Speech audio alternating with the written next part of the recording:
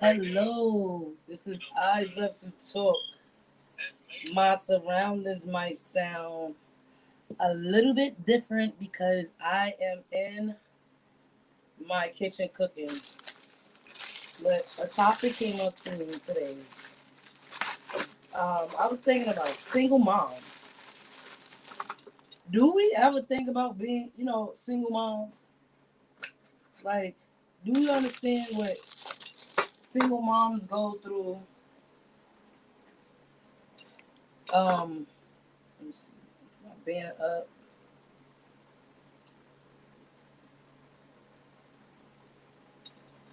What single moms is going through today? I am a single mom, and I know sometimes it's hard. But before I start this conversation, how was everybody doing? How was their day? Good afternoon.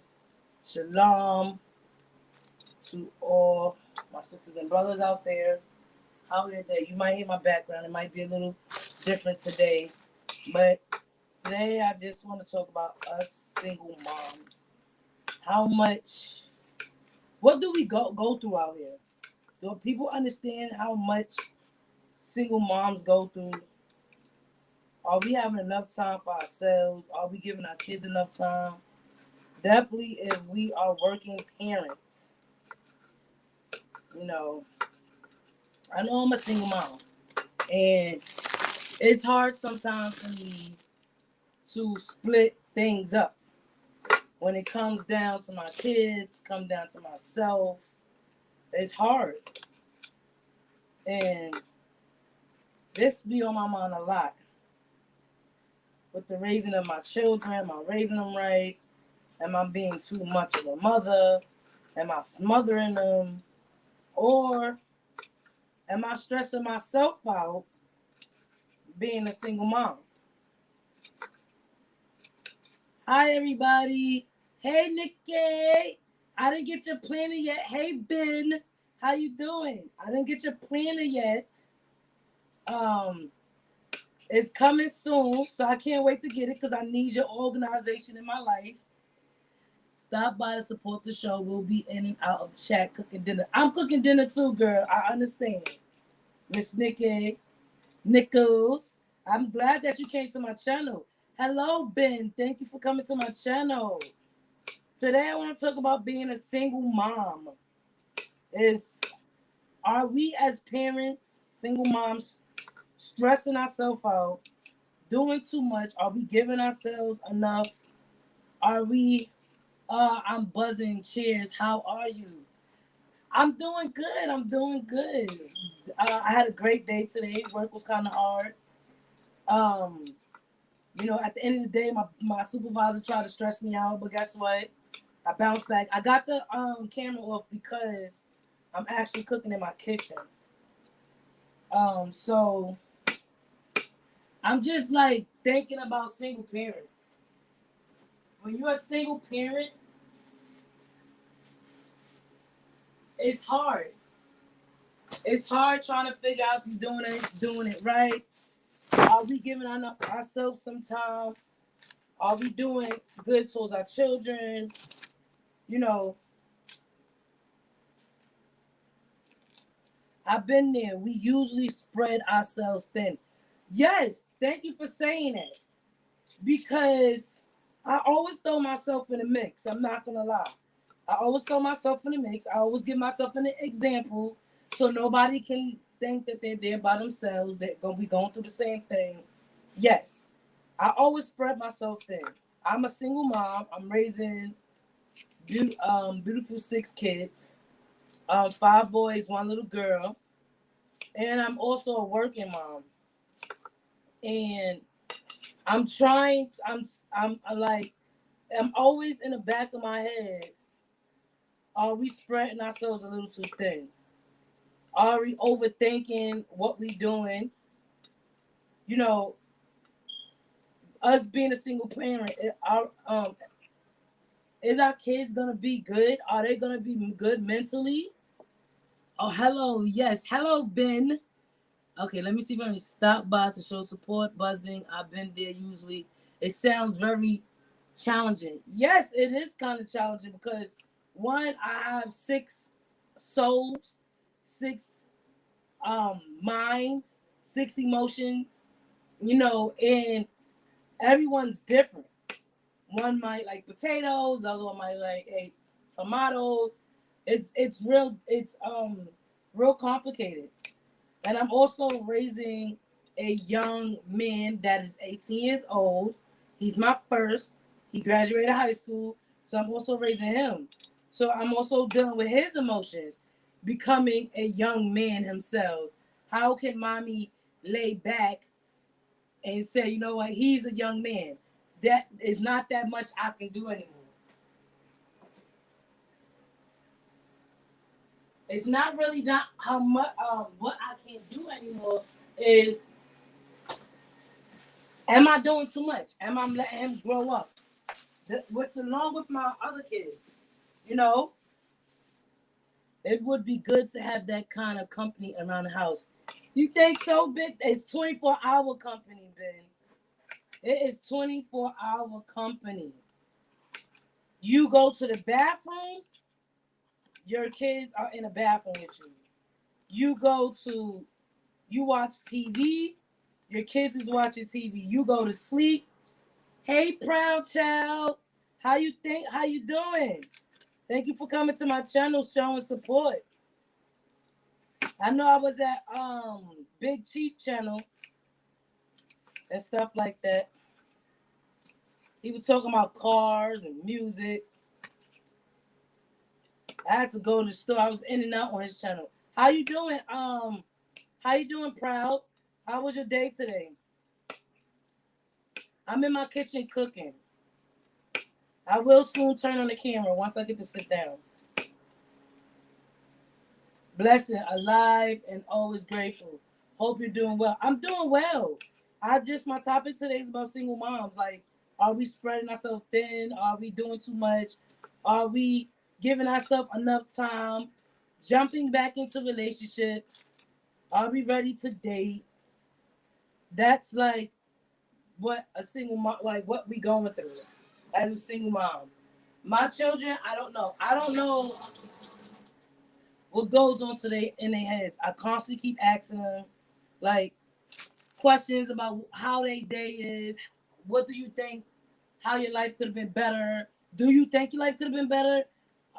Stuff like that. I teach them to be grateful because it could have been worse. It could have been worse. With the life experience I had, it could have been way worse. But I thank the grace of God that He built me stronger. He built me to be a certain person. And I only can be however the Most High need me to be.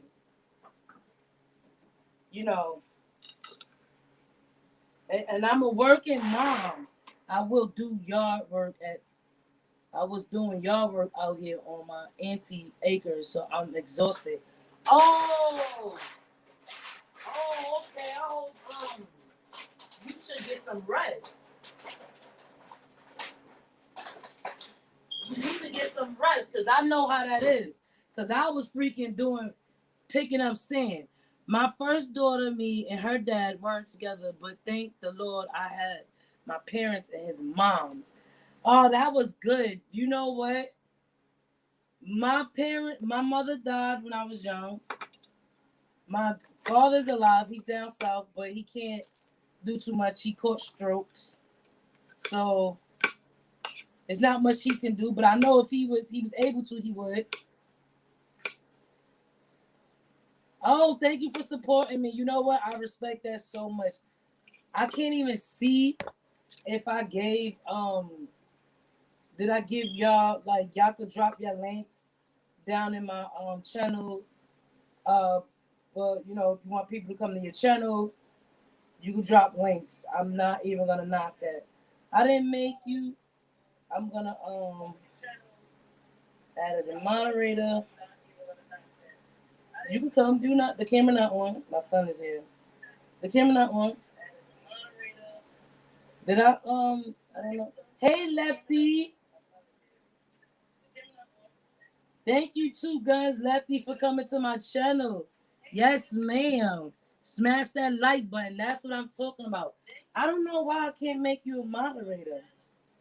All right, add as a moderator. All right, add. Let me try Nikki as add as a moderator. Y'all all moderators. So if y'all want to drop that link, go ahead. But today I'm just talking about being a single mom and raising my children. Um, am I giving myself enough time to get my mind straight, dealing with 6 bodies? Um, he said my first daughter and her dad. I don't get help from my children's dad at all. It's a little bit of help. I wish it could be more, but how much more can you get when we're not together? So I don't knock that. But with the grace of God, He gives me strength to be able to do it. And don't mind me, I'm trying to cook at the same time. I always say what I'm going through, somebody out there has dealt with or is going through. That's why I have my channel, Mixed Child. I have my channel because I want people to know that you're not only the ones out there going through this. Because I've been through, if you see my old channels, if y'all play my old school playlist, you're going to see all my old channel, my channels talking about raising my children, going through mental health, struggling doing it by myself, and trying to be the good mom that I can. I only could speak of what I've been through because this is what I've been through. These new generation of women scared to be a single mom. My mom did it, and all my aunties. These new girls need baby daddies for everything. You know what? You're right. You know what? I'm not gonna say that, left guns. I mean, being in a relationship that's abusive, being in a relationship that no one's helping you, and you have a man right beside you, you you um you don't need a man. If you're gonna be in a relationship that's gonna abuse you, you don't need a man. You know what I'm saying? You don't need to. I got this feedback. You don't need to deal with somebody abusing you mentally, verbally, and emotionally. You don't need that. And these young girls today, they need to understand that. That's why a lot of situations has happened with these young kids, where the mother's a single parent, and she start going out into the dating world, and she start inviting these people around her children that she's not sure of. Thank you, facts. They not sure of, you know, and being with him. I don't listen. I big up my man, or I big up my black African American men all the time. I don't knock y'all, but if you're not helping and you bringing more drama, leave her alone. Let her be. Go get yourself some help. Let her get her own help because she's dealing with a lot with the fact that she's dealing with children, and she don't need another soul that she got to think about. Leave her alone. And I'm saying that to all these single young girls out there.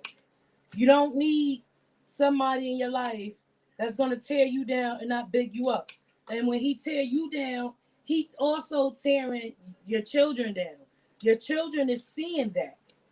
So your children is going to be the image of you. If they see that your significant other is abusing you constantly in your home, and that's a normal situation in your home, they're going to think that's okay. They're going to think that, okay, I seen this. This ain't nothing. Nobody's perfect. We're going to go through this. I can go through it. And when they step into abusive or verbal abuse relationship, they're going to think it's okay because they've been through it in their life. Before I read that one, it says, true, as long as you live, you never have time because time is borrowed. The most vulnerable thing we can do, have enough in 24 hours as a day, is enough to give, to even do half of what we want to do. You right, Mixed Child, because, man, I wanted to design a shirt. I wanted to do a live. I'm trying to cook dinner. And one of those things is not going to happen. I want to talk to my kids. I want to take them out. And being a single parent, it's freaking hard to get everything you need done. Yeah, babies are taking care of babies, and this is where the single mom situation come in. Um, like I said, I believe what they should do is whenever you're a single parent and you're young and you had your first kid, they should mandate parenting classes. Mandate period for young single mothers or just young mothers period. It don't have to be single mothers, just young mothers period. Always mandate that they go to parenting classes. Then because I remember when I had my first child, right? And I didn't know how to change. I think I kind of knew how to change the pamper, but I put 2 plus 2 is 4, and I did that. And but because when I had the baby, they taught me how to feed him. They taught me how to breastfeed him. They taught me how to change his pamper. And this was my first kid. And if it wasn't for that, I wouldn't know how to take care of my baby. I would have been just going off of, hey, Big Chief, thank you for coming to my channel. Al, shout out, shout out. Thank you for coming to my channel. I want to say this to you, Big Chief. I want to give a shout out to you because no funny business here. I respect is where it deserved. Friday I had did what was it called? It was called Watch Friday to get my watch hours up. And I got that idea from you because you was making these funny topics, these little titles of the days, and then also trying to be on at least 6 hours. I got it from you. So I want to say thank you for that inspiration because I got 100 and something views. I got 2 stars on my channel. One was called The Kid Lori, and the other one was called Chris Stones. Those are my favorite YouTubers. So I want to give a shout out to you for that idea. That was a great idea. Then Vels came on, and Miss K came on. Sheila Quiet Storm came on. It was respect. I had a good time, even though I was at work. I was at work doing it. So I respect, like, I had fun. So shout outs to you, Big Chief. So one thing, I'm in my kitchen cooking. That's why I got the Western on. I'm gonna show you. I'm gonna flash a little bit. I'm in my kitchen cooking, making some turkey wings and Spanish rice. So let me get back to the things. It says shout out Big Chief, proud mix salute. Lefty said Big Chief salute. Titles are very important. I'm glad you said that. I love to talk. Parent don't come with a menu. We have to do what we do. Thank you for coming to my channel at It Again Media. Thank you again. You right about that. We winging it. Let's say we winging it. That's why I said that for young mothers, because I was young, I wanted to have an opportunity going to a hospital that taught me how to change a pamper, feed a bottle, warm a bottle. When should I feed a child? The hospital made me do this when I had my first child. And it was St. Barnabas Hospital in Brooklyn. And was it St. Barnabas? I think it was St. Barnabas. So anyway, and they taught me that, and I think that any child that has a baby at a young age should go to mandatory parenting classes. I've been to parenting classes as an old woman, and not an old woman, but an older lady, and it helped me out so much. You think you know it all as a single parent, but you don't. You don't know it all. It's like you learning as the days go by. You learning with your kids' emotions. It's different from. There's so many levels of raising kids. It's like a baby, then you got the preteens, then you got the adulthood. There's so many levels to this thing. It's like I didn't even know it. They don't even have parenting classes for preteens. I've been trying to find a parenting classes for preteens to understand my kids' emotions, what they're going through. They don't have them. They only got it from a baby and up. That's it. So they need to give children, younger parents, definitely single parents, mandatory parenting classes for maybe 2 to 3 months or a month at least, or every day as a week. How much you can teach. And parenting don't come with a manual. Now, if I could go off of what I remember when I was young, seeing the adults taking care of children, the children was different back then. They was more babies. They laid in that stroller. They woke up to eat. They went back to sleep, and that was it. These kids these days, they wake up out of the womb and they want to stare at you like, who you? Are you supposed to take care of me? So it's like the children are different these days. So it's like I can't take some of the things that I saw when I saw my art and my mother take care of her kids to now, because the kids are different now. They're not. They want to walk fast. They want to eat candy so fast. They different. It's real different. Mind state is fast. It says, yes, mama, we all gotta work together to connect over the vision. No doubt. You right. You know what, Big Chief? You right. You say you think, but be fair. You did it all the work. No, you're right. I did do the work, but you got my chains grinding. So, that's why I said thank you. You had my chains grinding. Sometimes when anybody do a YouTube channel, you fall off a little bit and you just need a little push, and that just gave me a push to think of something else, think of something different. You just made me thought, oh, I need more watch hours. I gotta get them watch hours up, cause I see you on every day, and I'm like, he on every day. He getting his watch hours up. Two Guns dropped his channel, so everybody go see Two Guns. Yes, ma'am. I'll be right over. She's I'm gonna drop my link for y'all so y'all can see. I gotta forget how to drop my link. Okay, invite. Copy link. Copy.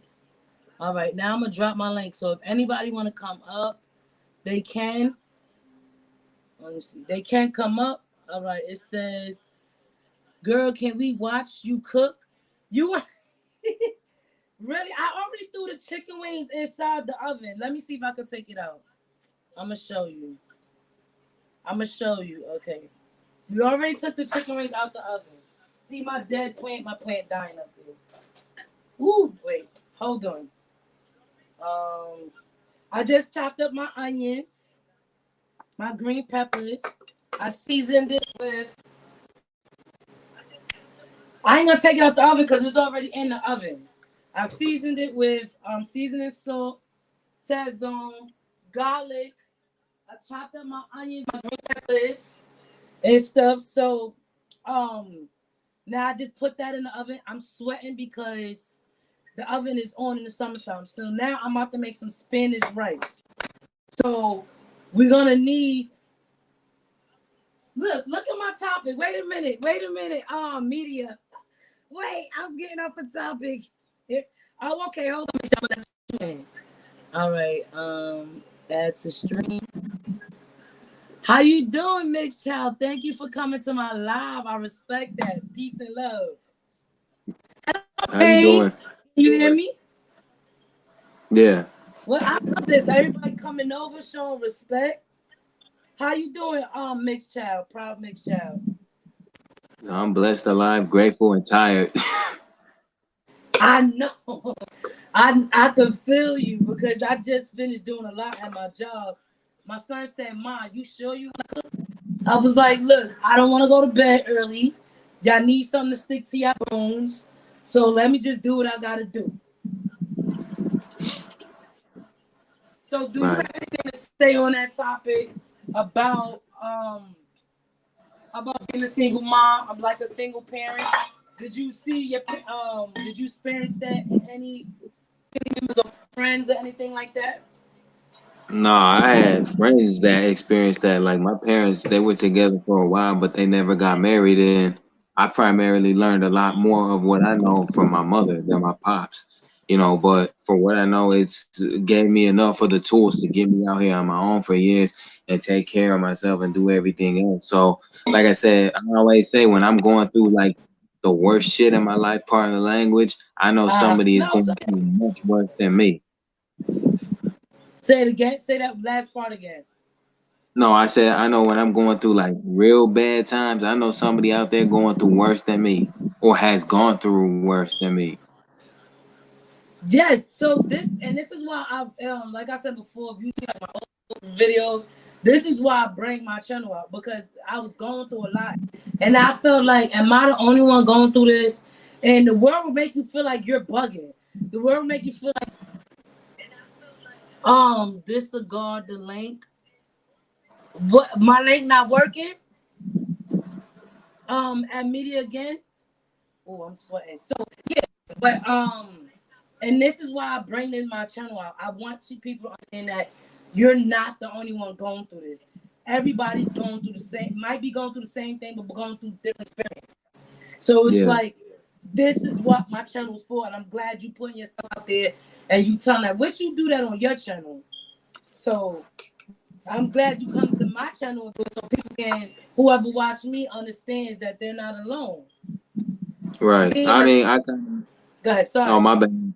No, my bad. I try to do my thing solo so I can get my point of view. But the thing is, like I explained to 12 Ls, the problem with the world today in a lot of instances is people don't want to hear the truth. But they swear that that's they real. You can't be real but not want to hear the truth. They don't work like that. And YouTube or any other social outlet kind of proves this. If you look at the Yep. numbers in the chat, when you start talking some real shit, the numbers in the chat drop because the same people that say they like to hear the truth be spoken, they don't want to hear it. Just like most people that initiate a conversation, they deviate from it. Like, but when the other perspective is given, it's a problem. That's why I say, like, I just can't deal with too many people like that, and I don't. Like, that's not me taking shots at nobody. It's just I've experienced No, dealing that's with the a lot of truth. people like that, and No, you're you know, speaking the I'm truth. tired of it. And again, yeah, it's like on here, for example, if you say some real shit, like a lot of people gonna unsub because they don't like the way it was delivered, but you can't deliver it no way else. You understand? So it's just like it's nothing but contradiction and hypocrisy in society. That's what it is, man. And that's kind of what I've spoke about on my channel. And a lot of times it's cost me people unsubbing because they're the same ones that be like, "Oh, we want the truth." Then when it's given to you, you got a problem with it. But the problem is the truth that what you want, the truth that you want to hear, or you want, because I only could go off of my truth. My Right. channel is my story, and my story is my truth. And I show videos about my society, about my neighborhood, and about the community of the Black people. And I show it because no one's actually showing the truth about the whole community. No one's actually showing what's really going on. They could say it on TV, they could verbalize it however they want, but visually and physically seeing this, you can't deny the truth. It is what it is. You know what I'm Right. saying? Even my topic might be going a little off. That's okay because I like to talk. Even down to when the Black man. I don't like to downgrade my Black men. I'm gonna tell you this right now. I don't like to. I don't like because we've been doing that so many freaking years that this is why majority of African American people don't get along. Society done make the women so independent that we don't need our Black men in our life, and that's scary. That's scary for my son, and that's scary Right. for myself. For me being a single mom, I was so independent that it was like I don't need my son. I was ready attacking my son. Like, I don't need you. I do this by myself. Want to know why? Because I was so washed into being a single parent and not needing no man in my life. And I had a young man sitting in my face that was on my side, not fighting me. This was my team. And me being so not so daggone strong-minded, I didn't see that. I was about to push my child out the way and say, well, you a man, I don't need you. And when you come up with basically wait, before, yes, I don't know how to be a parent, but Big Chief said, yeah, I don't know how to be a parent, but when they come home, it's like comment 6, kick in mother make nature, take over. And yeah, oh my gosh. Listen, it's like you are so right. Like it kicks in automatically. Like I love my babies, it kicks in. But we can still make mistakes though. I'm not Mother Nate. We think it's the nature of motherhood kicks in so hard that we might be overwhelming our child. We scared of things that's not really there. Okay. Proud Mix Shout, you sound like my nephew. At it again, media said you sound like her nephew. Well, I mean, sorry, go ahead. it's funny because, you know, like I said, what you were saying, guys, you know, for example, like society plays a role in everything we talk about. And I've always said, like, where we're placed, it's about placement and where you live in this world. The ghetto is a physical manifestation that determines your place by your ethnicity. You know what? Where you start at the bottom. What's the bottom of a house? A basement. The people that got us at the bottom, they in the attic. That's a mansion compared to where we at, you know. And that's what I'm saying. When you want to talk about subtle subjects like these, people that say they want to hear it really don't, you know. And that's the problem. You understand? Like that's why I say I love to engage in conversation, but sometimes I rather not, just because I'm like I already know what the outcome's gonna be. Half gonna be applauding you. Yeah, half gonna applaud you, and the other half gonna be like, "Oh, I don't like what they said." And I have a theory behind that. Either you mad because I said it, or you just mad because you chose not to say it when it was being discussed. Listen, when you go on somebody's channel, you start talking on some real shit, right? Right. You start seeing, as much as you want to stick on the topic diverts. And when you trying to be real and you trying to get a genuine answer, it diverts so hard that the topic wind up changing. And the reason why the topic is changing is because, like you said, no one wants to hear the truth because they see themselves in the truth and it hurts. So what you do, you sit back and you be quiet. You got no choice but to sit back and be quiet because they don't want to talk about it. Then you got the haters that are trying to make you look like you crazy, but you're not crazy because they don't want the truth out there. They don't want to say, you know what, sister and brother, I'm going through that. Or I understand you. They want to make it seem like they not going through that. Their life is perfect, and I don't want you. I want you to see me in a different light. I don't want you to see me in that light. Hey, Bonnie. That's Big He said, yeah, Pain, I agree. Fully shout out to them and the rest up to my mom's, pops. And yes, thank you. Get me emotional thinking about where I was born up and the mental issues gave me of living in a fear. Listen, I'm sorry, you have anything to say, Mix Child? Finish saying what you was saying. No, I'm sorry, what happened? What'd you say? I said, finish saying what you were saying.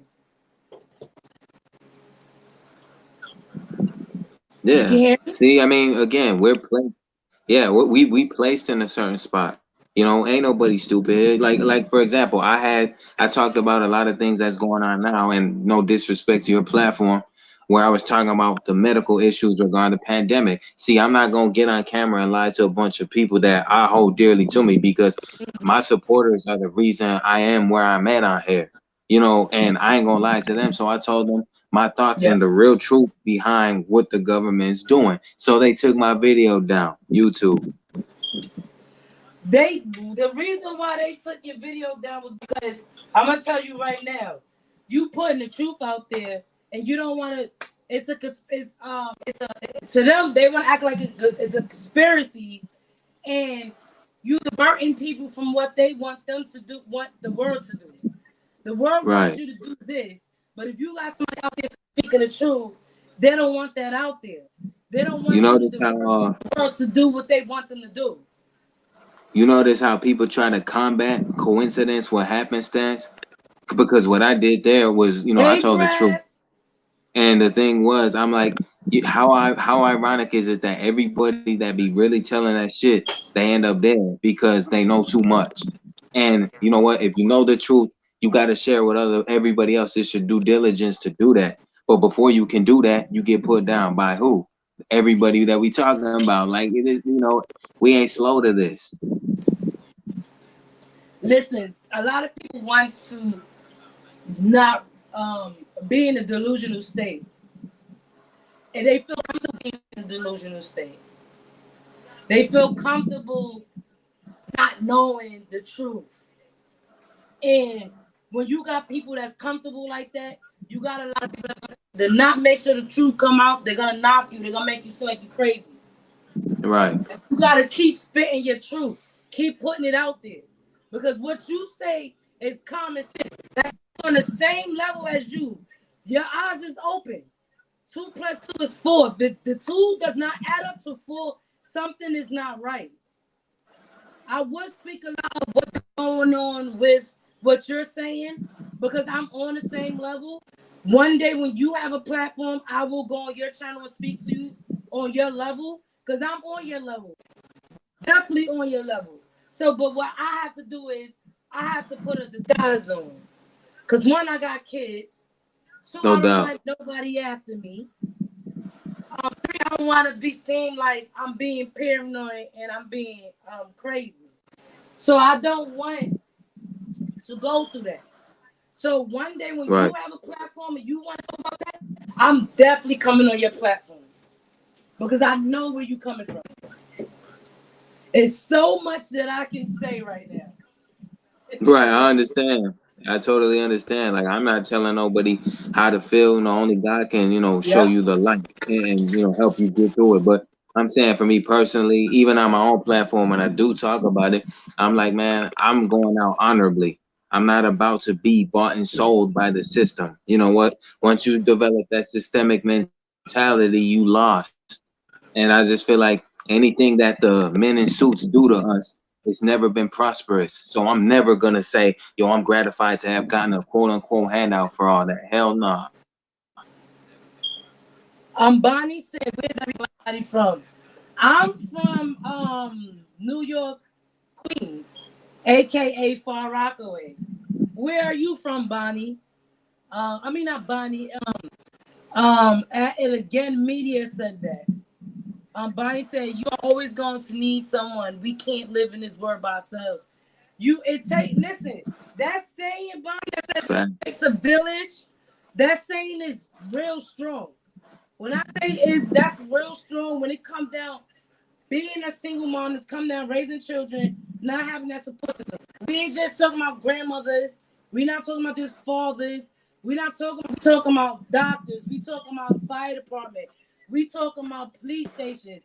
We talking about the next door neighbor. It takes a village to raise a child. We talking about when kids go outside and they act up and you at work and your neighbors is around, you're able to say, "Hey neighbor, my child going outside." They'll keep an eye on them without you even saying that. When I get home, "Oh, Lisa, I saw your son jumping over a fence." "Oh, really?" "And I was at work." "Okay, thank you for doing that. I gotta I'm gonna watch up. Don't I hold you down." When you got that support system, it takes a village. When you get that saying that it takes a village, even down to the police force. This is where we need our police force to be in our to be from our neighborhoods.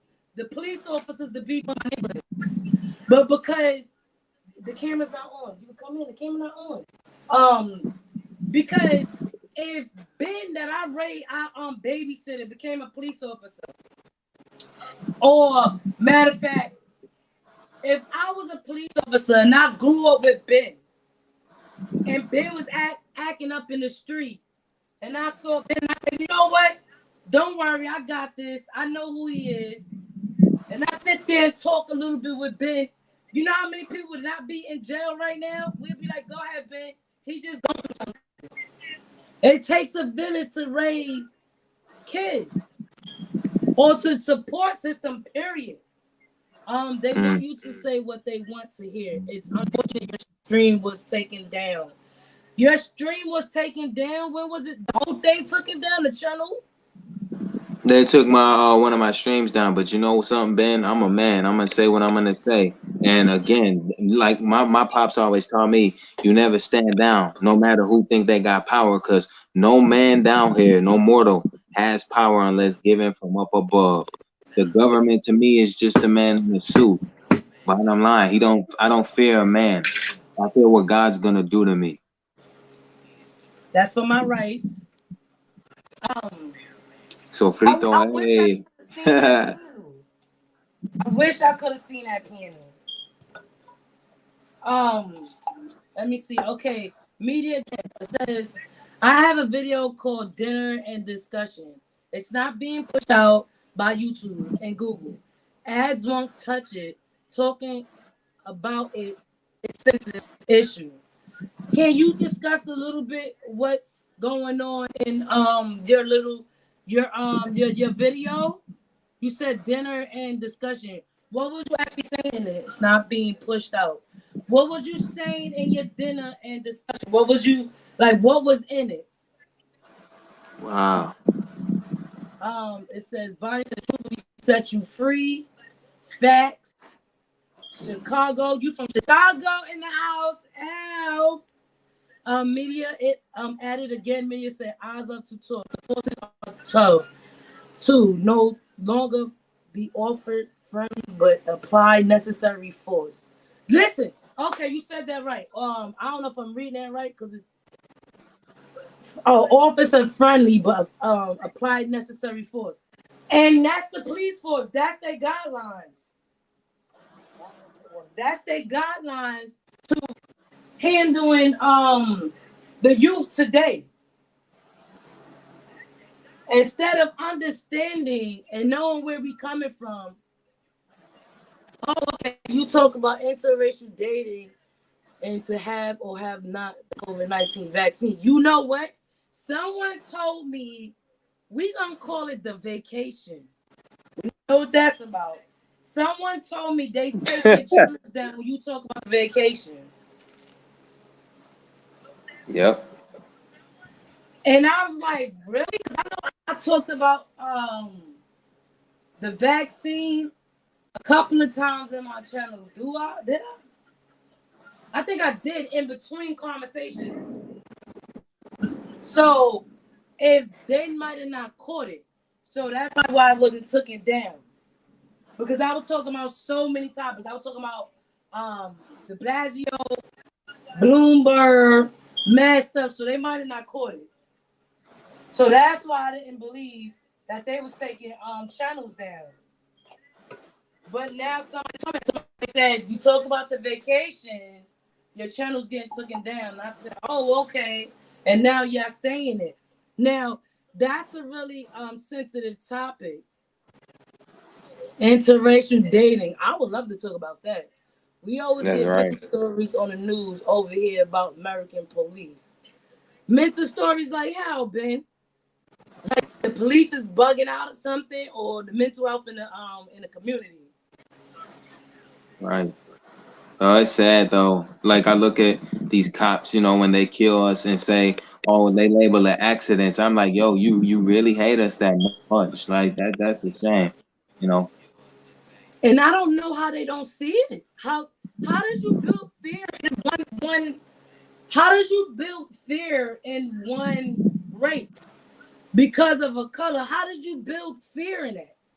Because this goes beyond today. It goes from the past, and they still have that kind of mindset to where it still goes on today. I would ask anybody here: have y'all read the Constitution? Have y'all really actually read the Constitution? The Constitution and the laws ain't for us.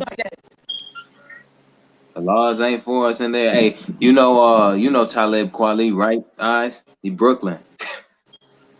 Talib Kweli, maybe, but keep on. Yeah, you know, he had a record years ago called The Proud, and he talked about police brutality in there. He was like, he was narrating throughout parts of the song where he was like, in one portion, he explained that he was like, there was a police officer years ago who ran down a whole black family with his car in Brooklyn. and the judge let him go with no bail. And he said that was just another reminder to explain to us how worthless our lives are to the justice system. And he was, explaining it was a struggle for him to explain that situation to his son, because you know how kids look at, oh, these guys are heroes. But when they grow Yes. up, sometimes you're gonna see fear in their eyes, and it's in their job description to terminate the threat. So 41 shots to the body is what you can expect. It don't matter if you follow the law. The precedent is set already. Listen, you said a mouthful right there because you said the part I like. You said that we look at our police as heroes, Yeah, and you don't never want to build fear in your child and be like, you better be careful of them. But it's so hard to not because I don't know if I do that to my kids. I'm trying to think. When they was young, they was like, "Hey, police!" Yeah, they thought. But my daughter, she got her own feeling of the police. And I didn't install that in her. She somehow, I had to wear, because it was kind of like a little bit embarrassing, a little bit. And we walked into a store, it was 2 white officers and 1 black officer. And my soldier said, "I don't like the police." And I said, "Why?" Because you don't even know the real issue of why you don't like the police. I forgot what she said. And I was like, listen, you don't go off of what people say. You go off of what you experience. Because not all police officers are bad. And you don't just go off of what somebody said. You haven't experienced nothing yet. But these little kids are waking up and they're seeing. These police officers are not somebody that they're going to call for help. If you talk to a child now, and I don't promote that. I promote my kids to believe in the police officers. They're gonna be the ones to save you. If I go crazy, you better call 911. And they will say no, they're not calling 911 and have their own reasons why. Where we at? yeah. I mean, hey, that's true. That's why I said if you ever get a chance to hear that record, like give it a listen, because he's saying some real shit in there. And I like the ending part of that too, where he's like, "Who the cops serve and protect, not you." They just business enforcers, and all they got in that gun is a bunch of hate. Like all these murders that's been happening, what do they say? Oh, it's accidents. That's all, and it's gonna keep happening. Just like the verdict for the George Floyd case, that cop didn't get a life sentence. So it's just like these are reminders that we're gonna be targeted until God make this world righteous again. That's just what it is. Yeah, we're gonna it's going to my son said to me, "Mom, it ain't gonna never change until Nope. the generation dies."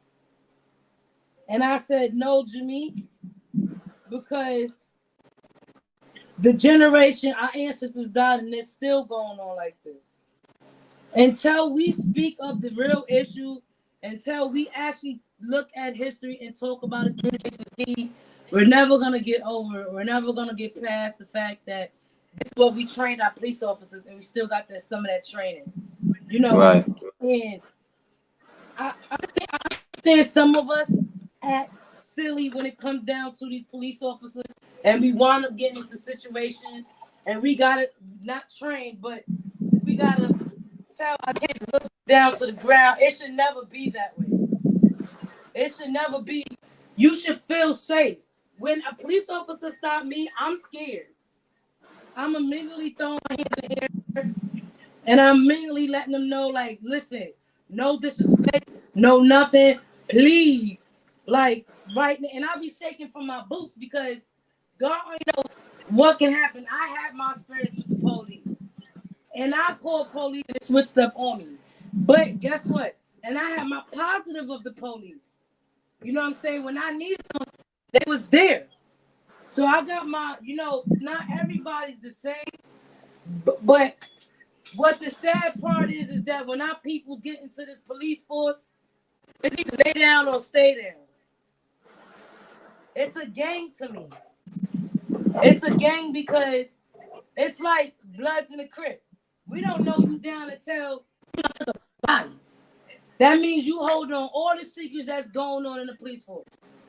And they get sucked up into that because one, they in survival.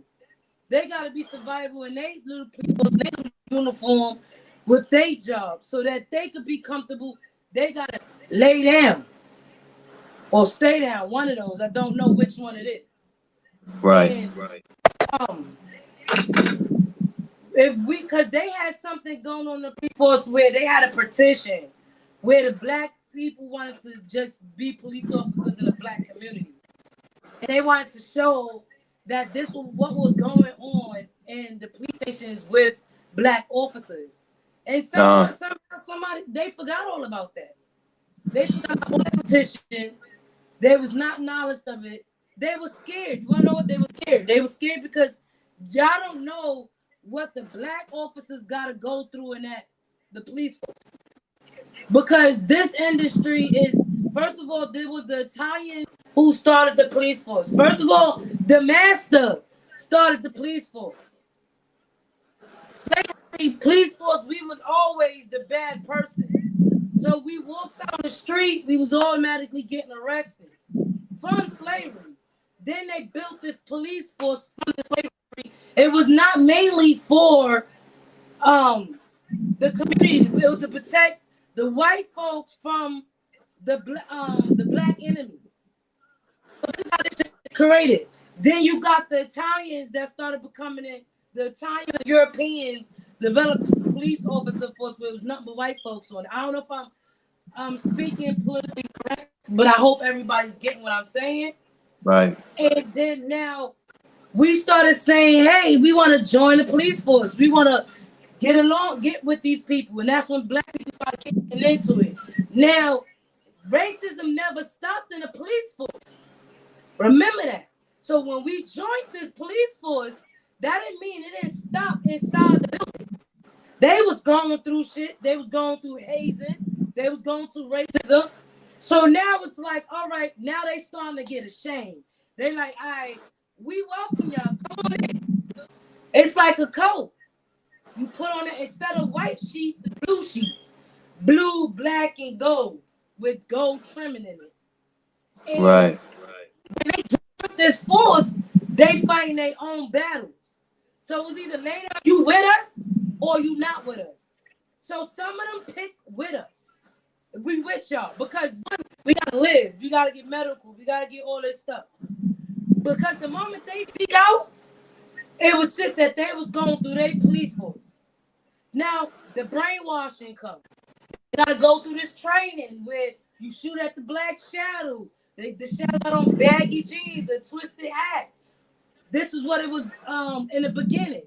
In the beginning, they had black face up. They had black people shooting at black people. The police officers shooting at the black people. So now you think it's gonna change because we don't got some black police officers in the field? Psych. All they did was change the curriculum, but it was still the same teaching. This shit is so deep that nobody knows this deep. And you look crazy talking about it. My son want to become a police officer. What am I supposed to tell him? No? I'm supposed to tell him don't become a police officer because of the shit that they doing. I tell him become a police officer and make a change. But he's going to be fighting a battle, trying to make a change in his police officer. And I'm going to prepare my son and be like, look, this is what you're going to go through. When you become a police officer, just don't lose who you are. And when you see something that you don't like, you walk away, you drop it. Because it ain't no such thing as some book still be a police officer and not do what they do. First of all, you got to take a body. Once you take a body, we know you down. We going to hide that shit. It's a game. Yep. Edit again. Media says, okay, I see what you mean. Say it again. No, I was reading what Edit Again Media was saying. I understand, like Morse code. That's what we talking in now. Like you can't even say certain terms on here. You got to say let's connect or roll. When we can't say subscribe in the chat. Like it's weird. So it's crazy. It's like no, like you can't. All right, let's eat at the table, guys. Let's round up at the table. Everybody collect numbers and round up the table so we can eat. Dinner time. What we gonna call it? Like so many things. Like it's crazy. The it said the press does it, the government does it. Proud Mixed Child is alive and has been for over 400 years plus. And I know that absolutely. But They yeah, at small the end of the. Oh, the sorry, day, God. it's like they say with racism, for example. It's funny because the very same people that hate so deeply like colored currency. So it's kind of like, yeah, separatism's been here. It ain't gonna go nowhere. Even churches are segregated these days. God's word costs a price. The pastor is pimping people. You know, to be honest, you can follow, so you can eventually lead yourself, but that don't make you a follower. So I understand. It's just like, the only one I believe in is God. I always say wisdom is immortal, even though some of the smartest kings, like King Solomon, who asked God for wisdom, had a lapse in judgment. That's why I say, are you on the side of sheep or goats? Because the goats represent the devil, and in terms different down here, we talking different. So that's why I say I understand what's going on and I'm still learning. But I always say, if I'm not familiar with something, I'll ask somebody to enlighten me, but I'll ask God to do that first, because whoever I'm asking could be misleading me. Just like kids in school today, a lot of history ain't telling them what they need to know. It's telling them what's in those books. And history, like any other book, Right, Ben. omits a lot of what they don't want us to know. That's what it is. And and we gotta understand this too, because we trying to fight for our people and our children. As a single mother, because I don't want to change the subject, but as a single mother, I got 5 young black men. Because Hmm. we trying to fight better for our people doesn't mean we racist. We speaking about the law, Absolutely not. huh? No, absolutely not. I agree with you. It means that we speaking more of us and more about us, and the focus is on us. That's all it's about, and putting the truth out there. Because I that's what I say about that. Like, we speaking about us. It doesn't make us racist. It says blacks need their listen. Blacks need their police station and more to help our own people. That's what that look. Oh my gosh. So that's another conversation, because this been going on since 19 or 1897. I got a video that it's called the YouTube channel is called Real Talk, REEL Talk, and he had a video on it, and he was talking about it was the police force, and it was fighting for the same thing we fight now, to let the police force be from our community, and that's the only way we gonna get help. And do you hear about that anymore? No, that was something they stopped talking about too. But believe it or not, Mixed Child, YouTube watches us, because I had put up a video, and it was like 3 people on there, but it wasn't none of y'all, because y'all would have commented, left a comment, whatever. And they just was going from 3 to 2, 3 to 2. And no comment, no getting in the chat, no nothing. And I was like, okay, and they never put the video up. So my channel, my video wasn't never coming up. I would see my videos, but the video that I was trying to put up wasn't showing up in the list. So I was like, okay, who's these people watching my video? I got people watching it. So they didn't like it, they didn't do nothing. So what that means, that's YouTube watching. That's whoever it is watching, and they making sure you putting the right things in your content. Mixed Proud Child. At It Again Media said, what are you mixed with?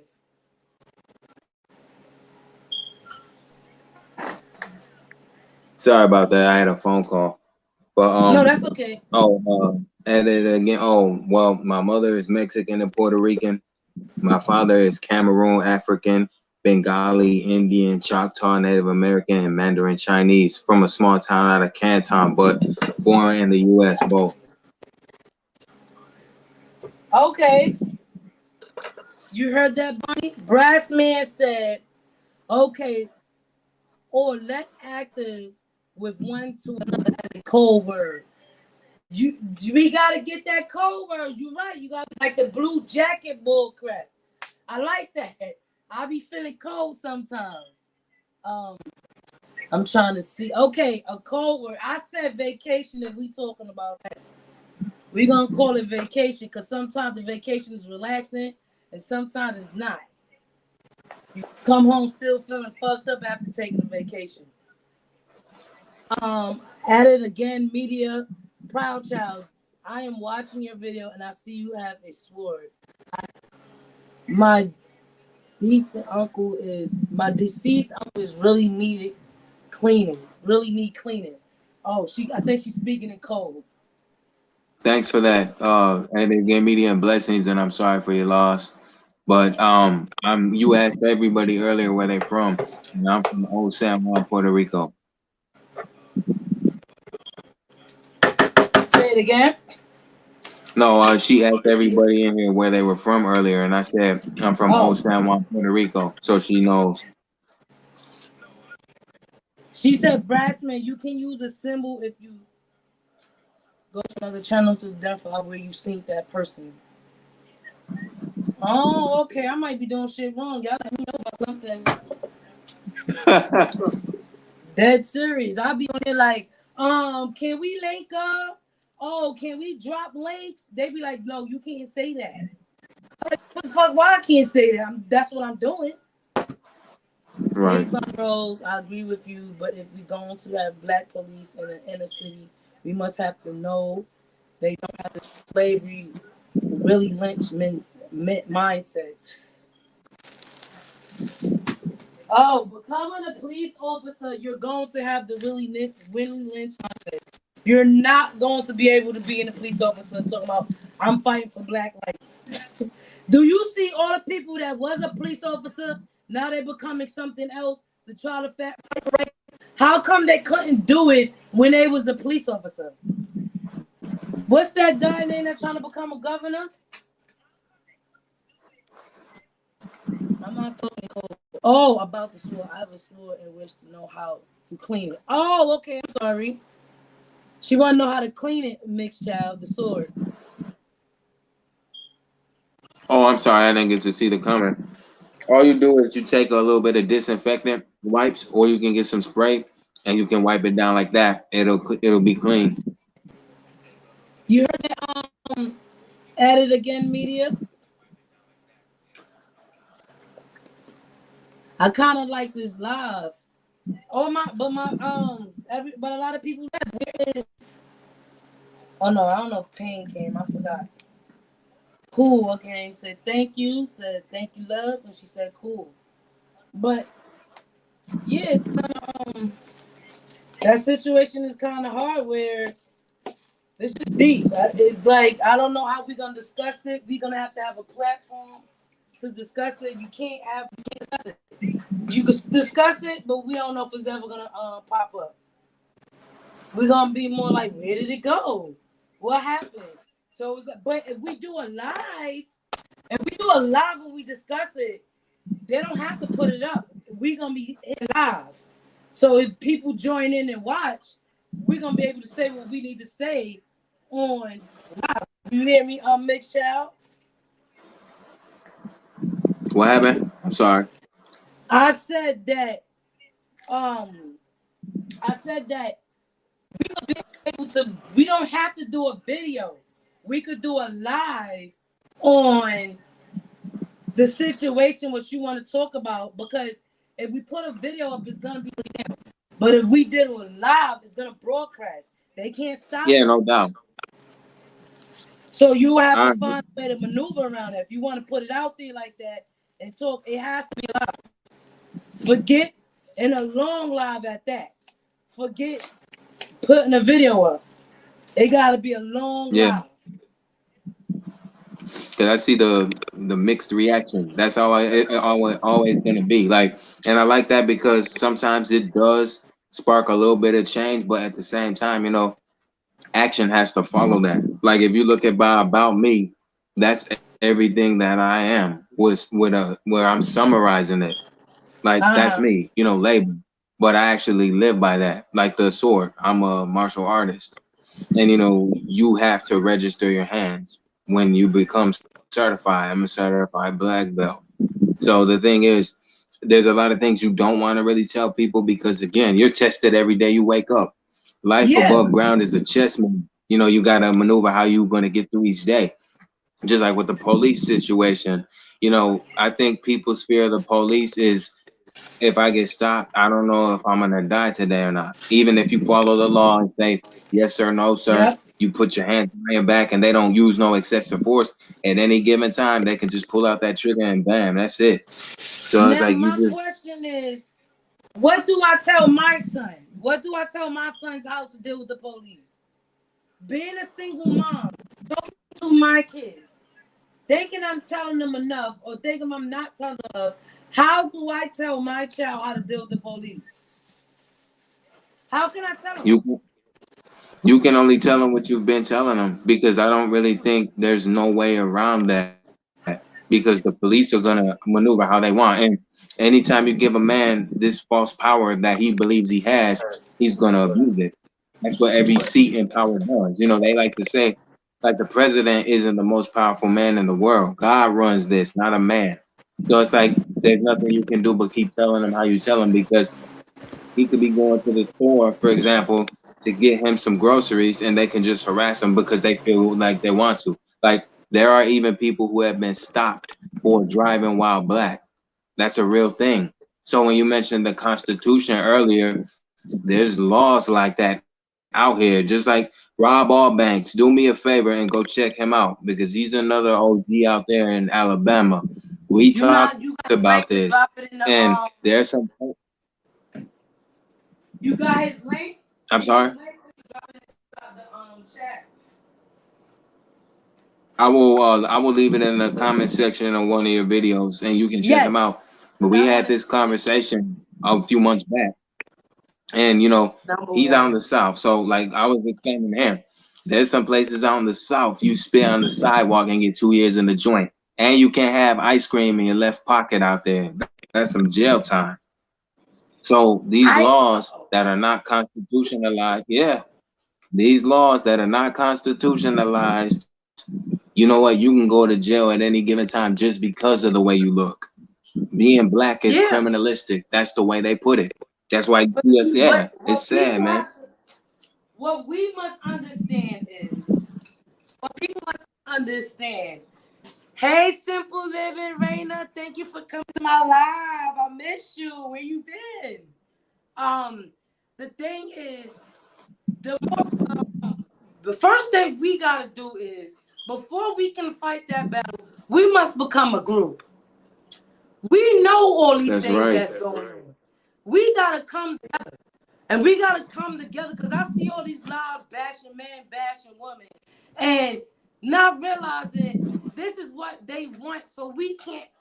Okay. It's only female and male sex. There's no other sex out here.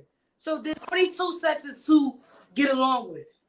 And if you can't get along with the opposite sex, I'm sorry, you're done. We can't make it nowhere unless you get a bunch of females, and we only gonna be one-sided. We're gonna talk about how much our baby daddy done hurt us, how much our boyfriend done hurt us, how much of this, how much is that. If you do a whole bunch of men, they gonna talk about how much they baby mother, etc., etc. What we need to do is we need to get Right. together and think about this and say, you know what, the only way we're gonna be able to fight this and we become a team. Because a man is a leader. Once a man is a leader, the woman will follow. The man will protect us and we will follow behind the protector.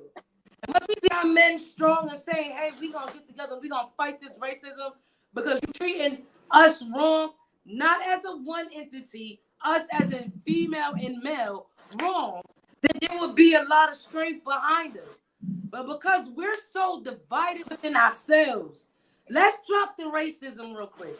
But because we're so divided within ourselves, we can't get together to make a child. Some of us have kids and we split up to even teach the kid about the racism. We can't teach I can't teach my son about how does the racism affect him as a man. I only can teach him what I experienced. And if he talked to his dad, he gonna tell him what he experienced. But if we stick together as a team, we can teach him how racism affects the family in a group of people. How it breaks down a group of people. As long as we are That's right. to one, we're never gonna be able to fight these people and tell them that you're treating us so wrong. Because the moment we sit there, Black Lives Matter. Look how many times that shit done split up. We don't make Black Lives Matter for transgenders, Black Lives Matter for females, Black Lives Matter for the Chinese or whatever. You go on, you want to understand how deep this broke down. Who is it?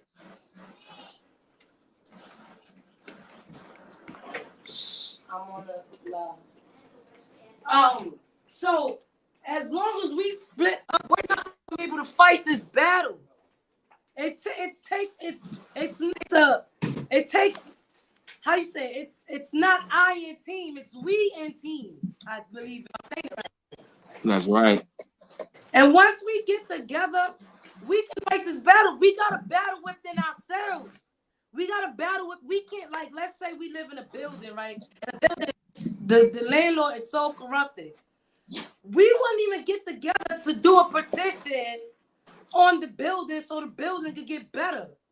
They said, well, that's not me, so I don't care. Well, that's what they gonna do. That's my culture of people. Then we come down to, like, dealing with, like, we always want to correct somebody. We always want to go, well, he shouldn't be doing that or she shouldn't be doing that.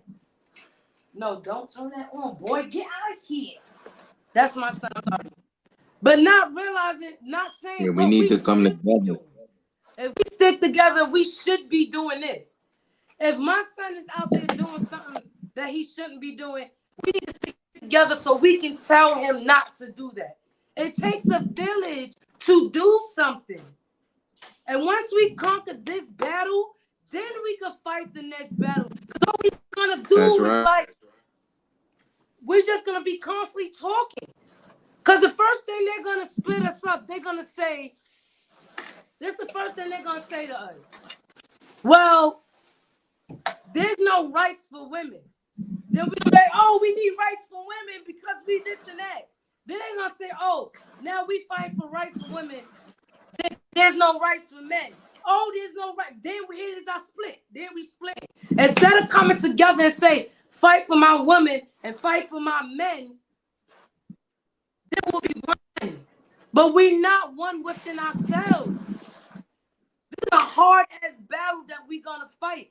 God had to build the 12 disciples. He had one little crooked one in there. I think that was the one who turned them in.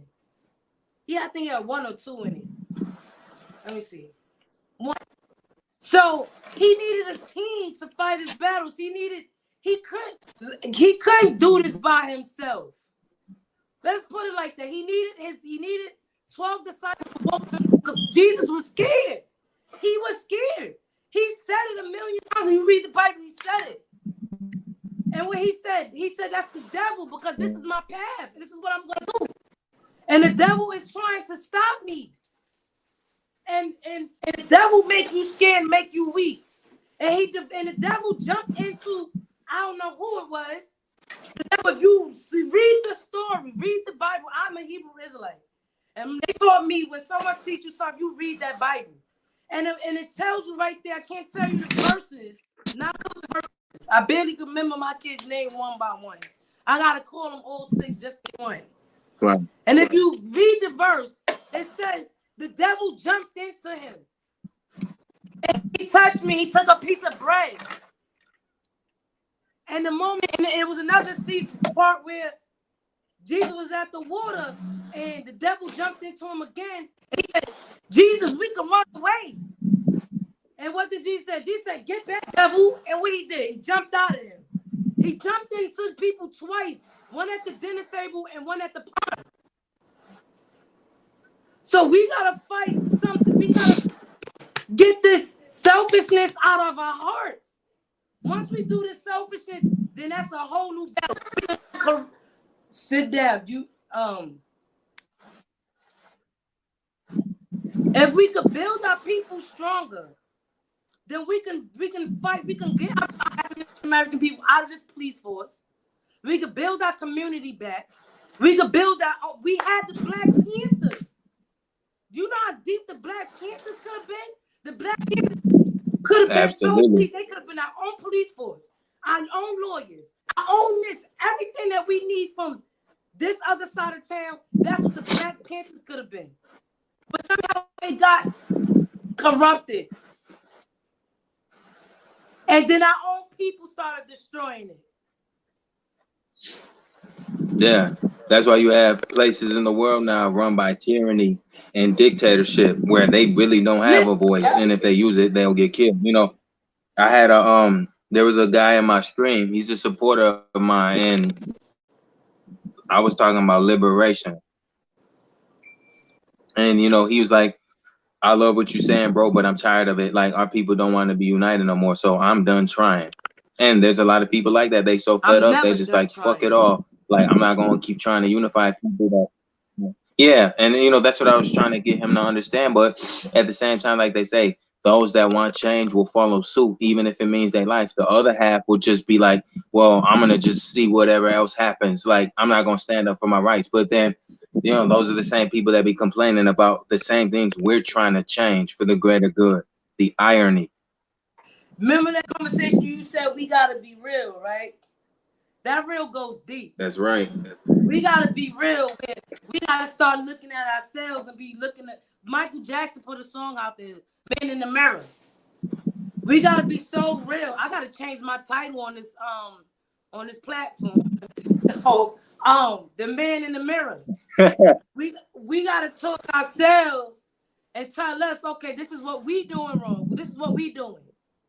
And once we realize what we doing wrong, then we're gonna know how to come back. But I say to my kids all the time, just be a man. I'm not here to talk to you. I'm telling you, just listen, take it, and flip it, and come back better. And that's what we gotta do with ourselves. We gotta look at ourselves. We gotta keep the real, and we gotta say, instead of saying, "Damn, we look fine every day. Damn, I need to put some weave in my head. Damn, I look good." No, we need to sit back and say, you know what? If I concentrate more on this, if I do a little bit better than this, if I change this and come back better, and the magic word is love. That is a strong word. That's why I made its content on love. Love ain't just loving, falling in love and having sex. Love is deep. You love yourself, you want to love others. You love people with open arms. Gotta come together. Go ahead, Michelle. Yeah, gotta come together. Like I always say about the pros and cons. You know, not everything that's pretty is beautiful, and not everything that's ugly is dark. So, like I said, it's a choice in life. No matter what, I always say freedom of choice is deadlier than a loaded gun, because it is your choice at the end of the day to do the right thing or the wrong thing.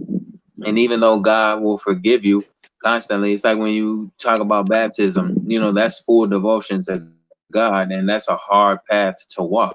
But a lot of people, you know, get it. Like, I can speak on this only because I have an aunt on my father's side. She got baptized numerous times, and they say when you do that, it's like you re-crucifying Jesus all over again. Because when you make one major decision in your life, that's the truest decision you're supposed to make, especially when it's regarding that. So, like I said, it's about choices, how we live in this life as long as we're here. And a lot of people don't understand, as long as you live, you'll never change the world, but you don't give up trying to make some change. And that's what is beautiful about life. You can try, but you know, you got your work cut out for you.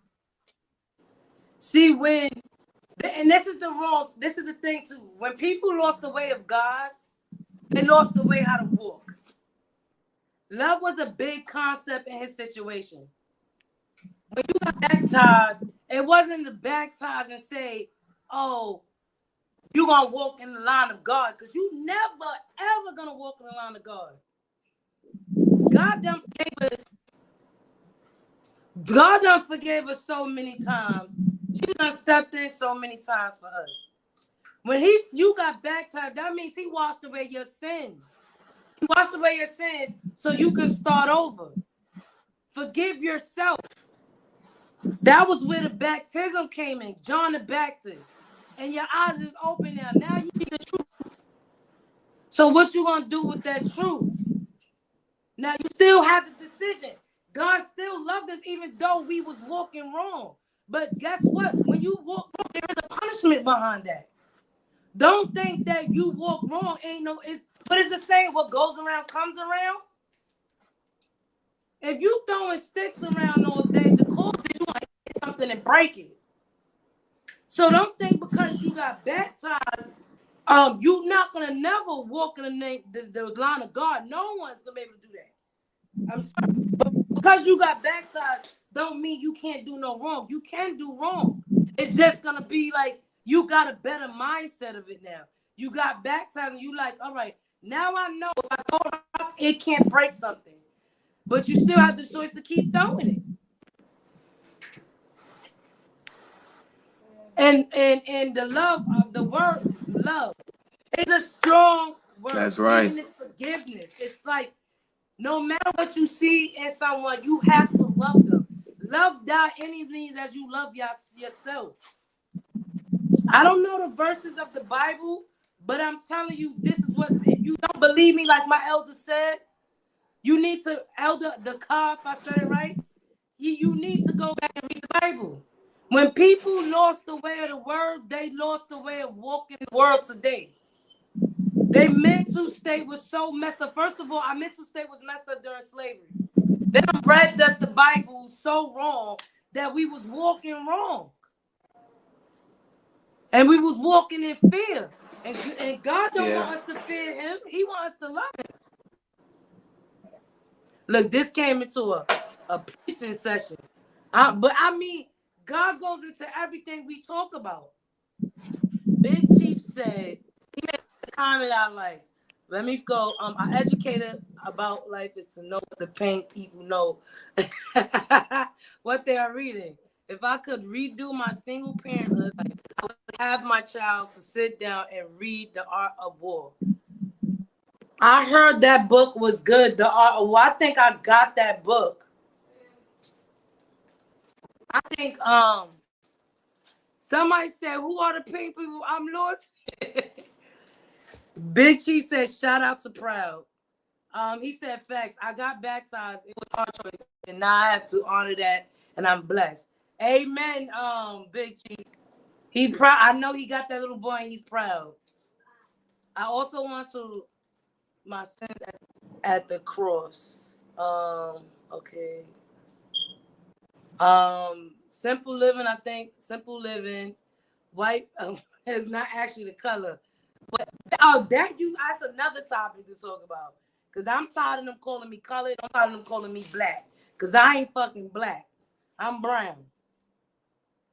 Black is the bottom of my sneakers or the dirt on the floor. A comedian once said, "Go into a hardware.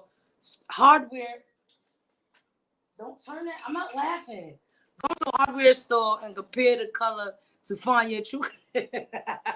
Listen, that's stupid that you gotta educate people like that. That's dumb.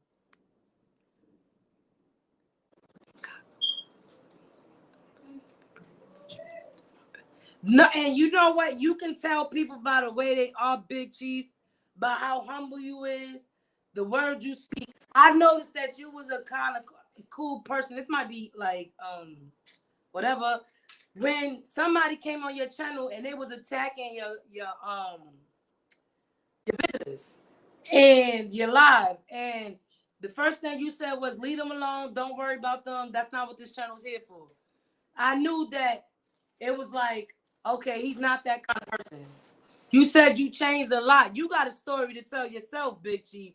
If you want to come on here and talk a little bit and tell them about your life, because you had something that I would definitely the big Mixed Child left. Thank you for coming on my live, Big Child.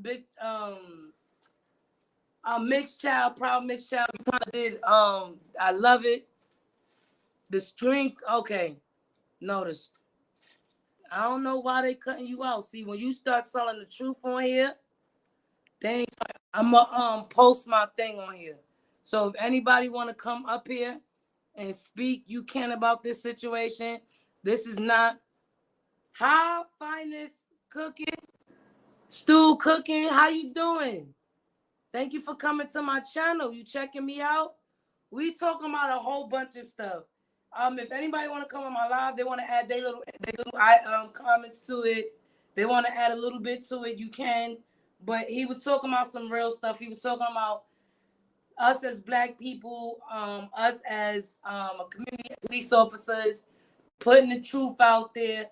I'm gonna have to change my topic because my topic says single moms, and it went way off of the topic. I'm not gonna do no more topics next time because I do like to talk, and we can talk about anything.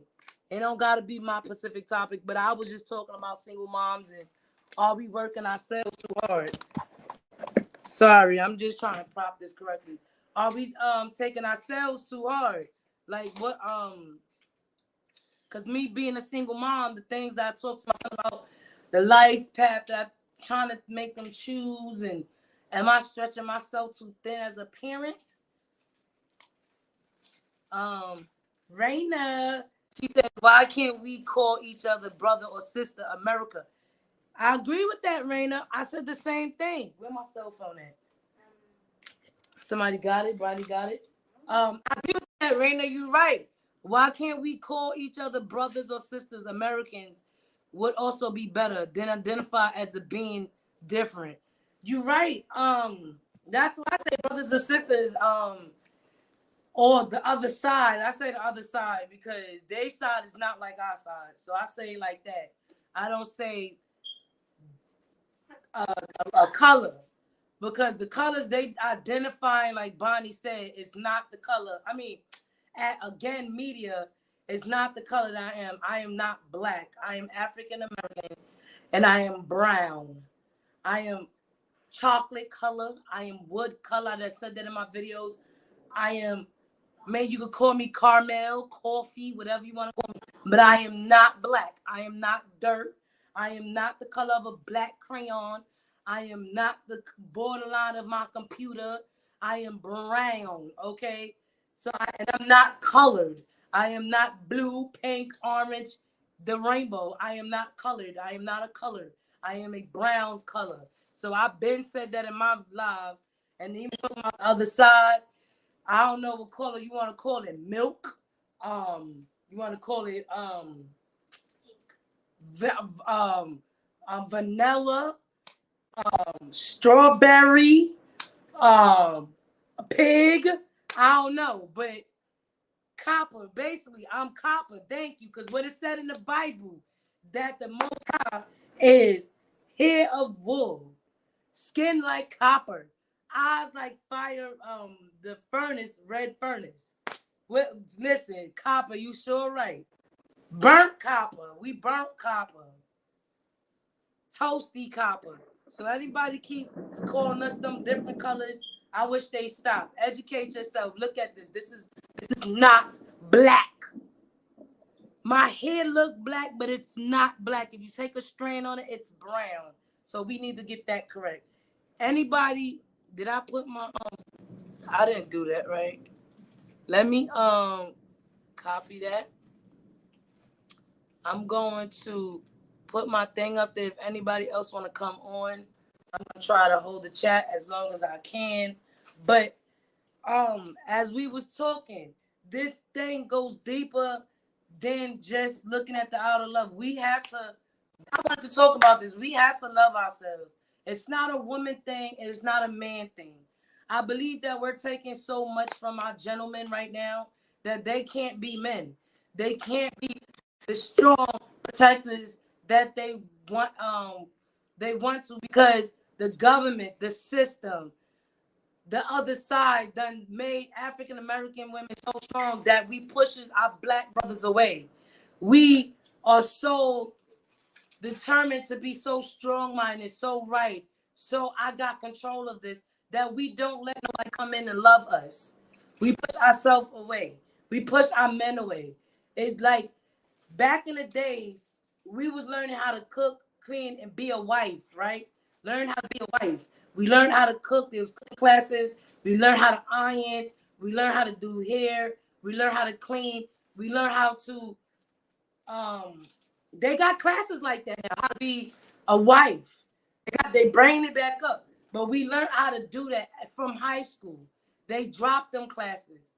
Now for our gentlemen, they had construction classes. They had wooden class, the class where you learn how to build wood and be a man. And they learned how to step that. Australia, Alabama. Wait, can't. There are labels that have been best upon us. We must accept it. Maybe that's why I do not get jobs. I write honey roast.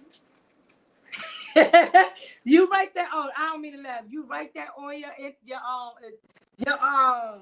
your resume, your application. Listen, they said write other. If there's other, write it.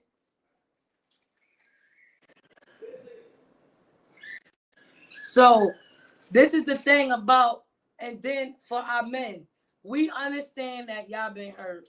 We understand that in your life you've been hurt by other women. You did, because there's, unless you've been going after the opposite sex, that's the only way you're gonna get hurt by the opposite sex. I mean the same sex. But you going after women, you have been hurt. We understand that. We've been hurt too, and we can't trust each other. And we need to stop being like this side did more, this side did more. We all been hurt in different ways. We all been burnt by each other so many ways that right now we're fighting a battle to where we need to come together. We need to become as one. We need to show each other right from wrong. Not judge each other, not put each other down. We need to put each other up. We need to tell me something beautiful. I might be ugly to you, but say something beautiful about me. I want everybody in my chat right now to write something beautiful about yourself. Raina, say something beautiful about yourself. Say something beautiful about the next person. Say something beautiful about Bonnie, about Mixed Child. I need y'all to say something beautiful about each other. Say something beautiful about somebody next door. Because this world is nothing about love. You gotta understand, it's love is what we need. You're not gonna be able to survive this world if you don't love. Even though someone hurt you, you still gotta love them. God loved his enemy. He still forgave his enemy, even though he sold him out. He said it's okay. When one of the disciples chopped off one of the army men's ear, he put it right back on. He said, no, don't stop it. It's okay. I still love you. He asked his father to forgive us. Forgive them because they do not know what they do. That's the last thing he said to his father. He was scared. Yeah, this is going to be a scary battle we're going to fight. Yeah, we scared of rejection. Yeah, we scared of abuse. Yeah, we scared that somebody's going to look at it in a different light. But put that on the side of you show nothing but love. That don't even matter. Even if somebody come at you wrong, you gonna say, you know what, I still love you. Like, what you do is not gonna make me stop loving you. I accept that giant bookmark on my shoulder that me from wearing tank tops. Birthmark. I said, what the hell? I said, giant birthmark on my shoulder that prohibits me from wearing tank tops. See, look, and to somebody else, somebody might say that's a sexy birthmark. You might think we are our worst enemies. We will criticize ourselves to the day we die. And we are our worst enemies. Somebody might think that birthmark looks sexy. I don't care how it looks. Because the birthmark on your shoulder, I think that's cute. I think that's cute to me. To me, I don't find that's cute. That's interesting. Thank you, Brass Man. I love you for that. Thank you. Everybody, go out to be great and keep going. Yeah, thank you. Brassman said it right. Keep, like, y'all be great people. Y'all do something. Don't teach our kids to hate. Don't teach our kids to destroy the world. Like, I'm like, tell them to be better. Tell them to walk out in this world with a great heart. Tell them to love their enemies. This love word is very, very strong. People don't understand. We degrade each other every day. I go to lives and people saying, oh, because you don't worship God like this, you're a bad person. Or because you, who am I to tell you you're a bad person? Who am I to say that? Listen, I could be going to hell just because I'm telling you you're being a bad person. And the Bible said, that your sin is no greater than others. No, your sin ain't no greater than nobody else's sin. That means if a murder go out there and murder somebody, your sin is no greater than that. You still, a sin is a sin. He did not write nothing in the Bible and say, well, if you murder somebody, your sin is greater than a person that steals. He did not say that. Sin is a sin. Judging is judging. Love is love. You have to, even if they don't do what you don't like, you gotta love them. Even though some of us might not like same-sex marriage. Who cares? He says love. You gotta love them. That's up to him to judge. When we start fighting the battles within ourselves, we can get that greater battle. This when the Lord, that's when we know the Lord coming down. When we start showing love. And he said there's gonna be a great battle from good and evil. It's gonna be a great battle. And the great battle, that's love and that's hate. That's the great battle. And people don't know that's love, that's hate. That's the great battle right there. Once we build love, ain't nothing gonna destroy that love. I said that we are all different and raised in different environments, but we are all human. And perfection is a statement and not a humanity correction. Thank you again, media, for saying that. You said that so great. Yes, you cannot walk in perfection is the most high. Perfection, who's doing it? What was that? Perfection is the most high. Perfection is the Lord. You are not going to be perfect like him. If you think you're going to be perfect like him, you are crazy. You are going to be delusional. There is a woman on this on the YouTube, and I'm not going to say her name. Somebody was talking about today, and she was talking about how black people are cursed, and that she is the Jesus wife. She is crazy. Listen, she says she in love with Jesus. You in love with a black man, baby. I'm sorry to tell you that. You might think you in love with the blue-eye picture on here, Jesus, but you in love with a black man, baby. And she's crazy. Something's wrong with her. And this is why I speak mental health. I'm not going to judge her. I'm not going to say she's a bad person. That's up to God. We need to walk with love, and we need to be strong about this. I think your picture is beautiful, as I always said. You're beautiful. Oh, thank you. I know you did, Raina. I told you, you my heart. You my number one. You my number one. I wish I could show that in any live. I wish I can, but I can't show it on the chat. Girl, I would not have known you if you did not comment on my video. I am glad you stopped by. Now we are family for life. Oh, I thank you so much. Listen, I'm going to tell you, media, I've been going through so much. If you see my old videos, I was going through a lot. And I said, this world make me feel like I'm by myself, that I'm going through this by myself, and I'm crazy. I lost my kids. I went to a mental breakdown. I was going through a lot. And when I say that I came from a lot, I'm going to try to write a book about it. I started it a little bit. I came from a lot and came to now. I'm still not perfect. I'm still learning. I'm still trying to get my life together with my kids. My life as a single parent is freaking hard. I don't know what decision to make. I need my 18-year-old son sometimes to talk to me and to kick some sense in me. You know what I'm saying? Because I look at it like, all right, he might be a child. He might not could teach me nothing because he haven't been there. But God might be talking through him and trying to get to me. So anything he got to tell me, I don't knock it. I don't deny it. I listen. Anything my kids got to tell me, because God might be reaching out through me to them. So I listen to kids when they talk to you. So never think kids have nothing to say. No, that's okay, Proud Child. You was on my show. I keep calling you Proud Child. It's Proud Mixed Child. I feel you do 2 eyes. That's enough. Listen, guys. I went on a lot of people's lives, and their lives is good. I like their lives. It leads to one contact, but then goes to another. It goes left. And I like it, but then it goes left, and I be like, no. And I just listen. You know what I'm saying? Every religion or every change of way of living is different. Every way of living is different. You know, I became a Hebrew Israelite when 12 years ago, maybe longer. Because when I was going to church, I felt like they wasn't reading the Bible. They was throwing when they have okay, Mixed Child, that's what I'm talking about. You getting back on. When they had they little when they was preaching, they was throwing stones at people. And I was a kid feeling that.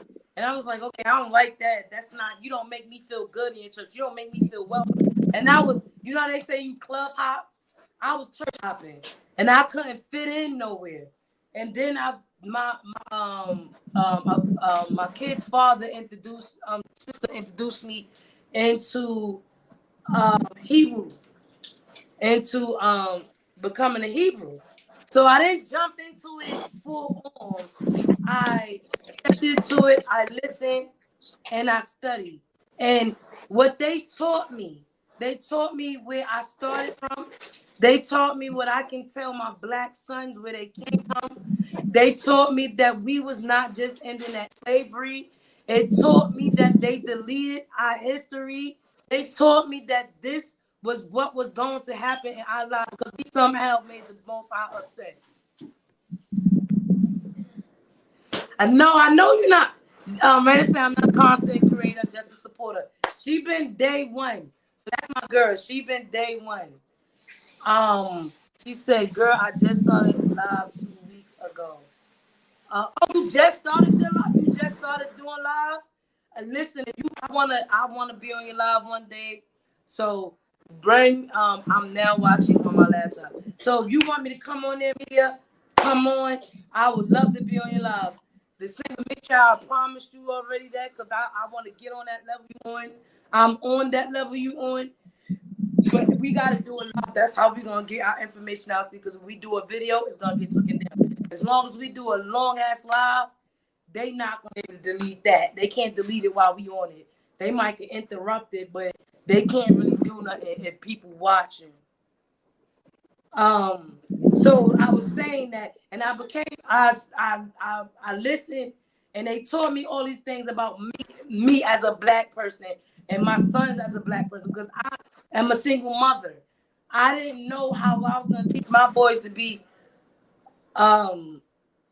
they was gonna be part of society in a good way, not a bad way. So I was like, okay, I'm gonna listen to them and I'm gonna hear them out. And when I heard them out, some of them was out there, some of them was spaced out there. Some of them wasn't. You always, just like the Christians or the whatever people molested, you always got somebody that's going to make one change of living looks bad. And when I seen the truth in this situation, I was like, I think I could stick to this. Because it's not about religion, it's about changing the way you eat, the way you wear your clothes, how much to care about yourself, how to think of the Most High, to always know that He's upon you, and to always seek information. And when I seen that, I said, I like it. I think I want to start becoming a Hebrew. I want to do this. And it's not becoming, we are already Hebrews. We are already Hebrews. We just lost the way. We just lost who we was. We broken up to so many tribes, we forgot who we was. So it's like, okay, now that we found out who we are, what are we gonna do? Are we gonna sit there and keep living the way we living upon this earthly things and fall into the bull crap and be scared every time there's a crisis? Or we gonna walk with God and we're gonna try to do our best and we're gonna love, what are we gonna do? You have something to say, Mix Proud Michelle? No, I'm Huh? just Oh, I'm honored to have been able to come up here and kind of say my piece. So thanks for that, because like I said, a lot of times, you can be welcomed someplace, but since we live in a world full of restrictions, man, people don't want you to say what we just sat up here and talked about. And yeah. and I gotta have respect for their platform, because I'm not gonna go on nobody else's shit and be saying stuff that could get them penalized. I try to be considerate, but sometimes, like I explain to them also, like, you can't dodge the truth forever. Like, you have No, to you speak on can't. it at some point. And I think that's the problem with society today. Like, most of this world's population is comfortable ignoring what the real problems are. So what does the news do? Like Denzel Washington, I'm sure you've seen that interview he did with the reporters where he told them, your job is to tell the truth, right? So you don't. You feed the news and you feed it to us falsely. You give us this bias and this crap that everything is wrong with some place. That's your job to do. And you're also invested in everybody else's life but your own. Even though you got a job, you rather feed the people that you swear to tell the truth to BS. And if you tell us the truth, what happens to you? You get killed or you lose your job Look at or Malcolm they threaten you. X. That's how it always goes. Look at Malcolm X. He's a prime example. I read his book, and what I read was freaking crazy.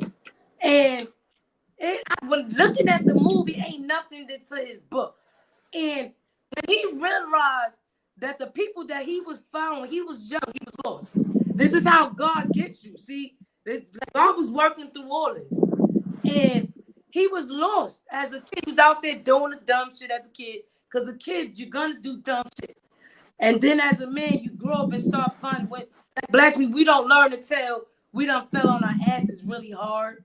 And he fell on it really hard. And then he had no choice to say, all right, let me get the truth.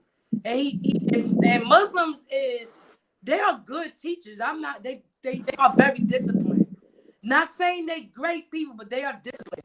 And he needed to be disciplined within sex, mind, soul, words, and he was well disciplined. And when he started getting deeper and deeper and deeper into this shit, he started realizing everybody's human and everybody's gonna mess up and everybody always act like they're perfect, but they're not. And when he found out the truth, what he did, he said they bamboozled me. He was like, wow, I thought they were really actually telling me the truth.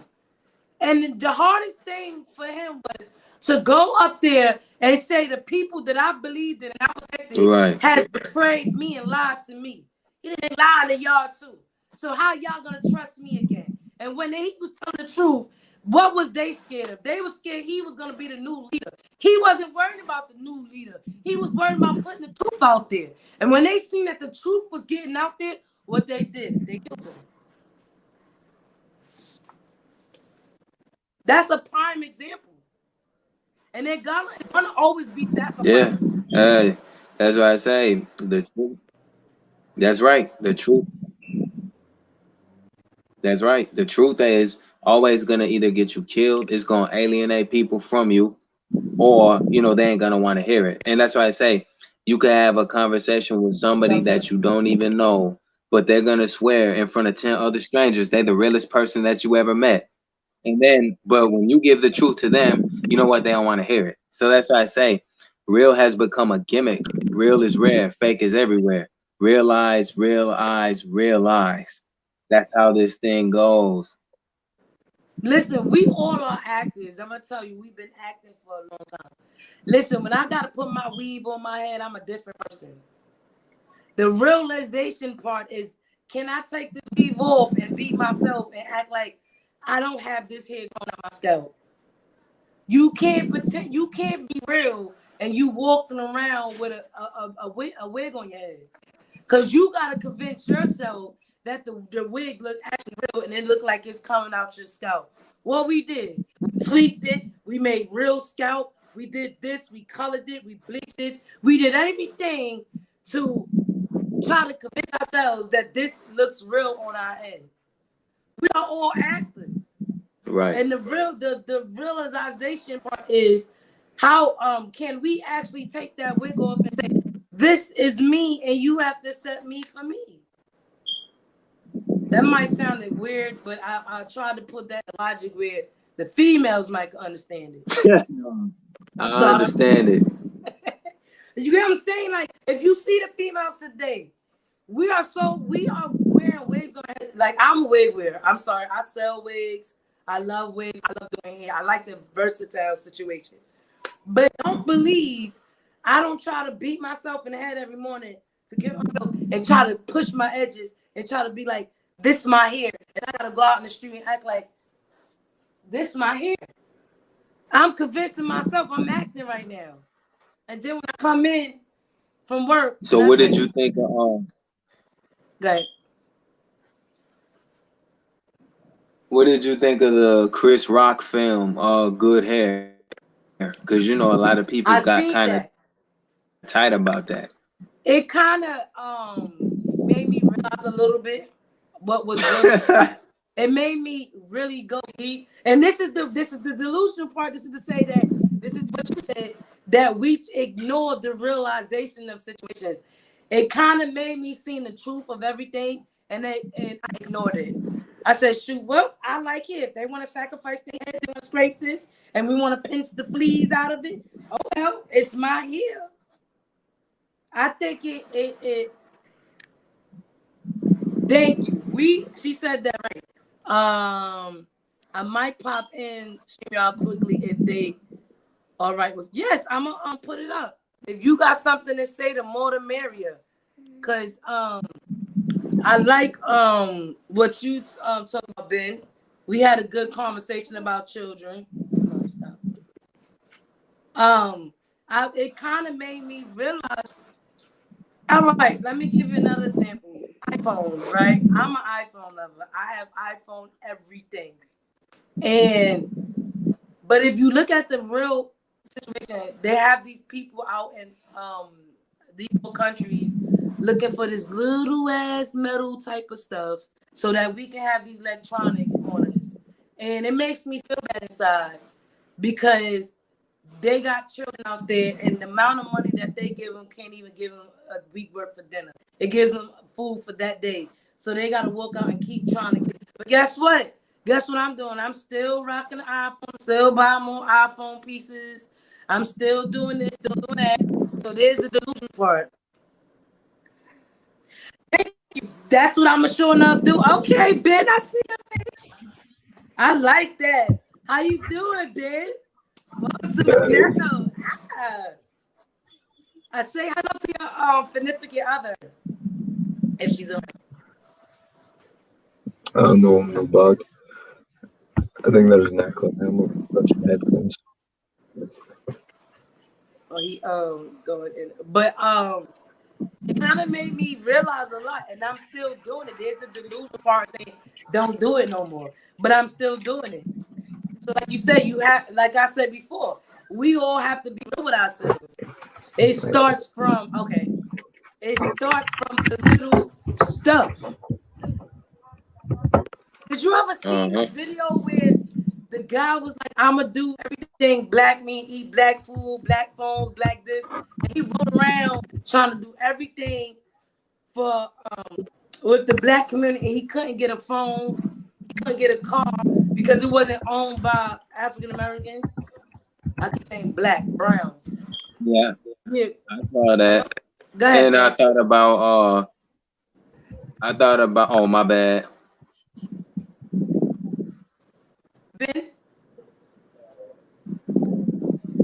He's still putting his headphones in? Yeah, we pay $600 to $1,000 for a job that costs $2. Listen, this thing is so deep. I'm gonna pick. Okay, you gonna be right back? Simple Living. Okay, he wound up getting off. Come back on, Ben. I would love to hear what you gotta say. He said some good stuff on my last live. I'm loving it. He's a young man.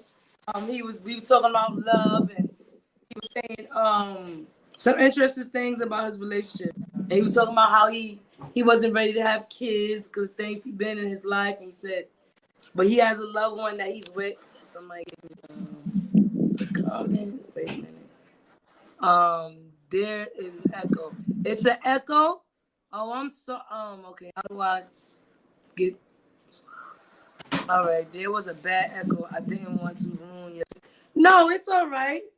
Ben, come on, Ben. Come on in. You're not gonna ruin my life with the echo. That's the way they program us to live. You're right. They program us to listen. And we go back into history. So everything that we do now is beyond history. And if we cannot solve any problems until we go off to history and ask why was it put that way?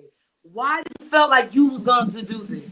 And the only reason why they're not going to go back into history, because then it got to make the other side think about what the hell they did and that they was fucked up and they done messed up a generation of people. And it was designed to mess up a generation of people. So we're going to stop acting like it was not designed for that. Go ahead, sit down. Anyone knows I can get some good walkie-talkies? Oh, maybe Walmart. That's a Walmart on Amazon, but Walmart tends to sell bootleg stuff. So I would say more Walmart, a cheap price, or go to. Sorry, go ahead, Ben.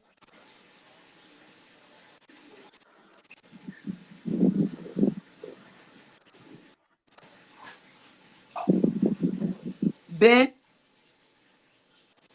we can't hear you. I say Amazon, or you can go to a Okay, I think that's better. store. Sorry, go ahead.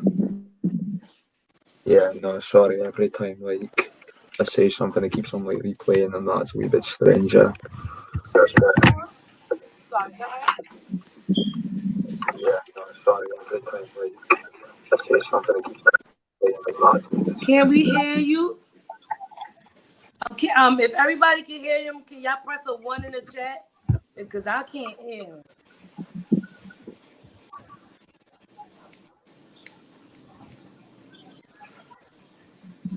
She said, I'm on research for those. Let me step down and see if you can hear. Okay, go ahead.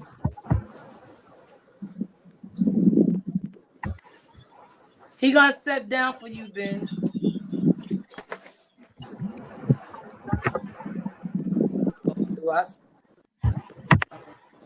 Okay. Go ahead. Now say what you were saying, Ben. I think that's worked. You sound a lot better. Listen, she is hitting some good points. If we freaking have a solar storm, no, it's not. we are free.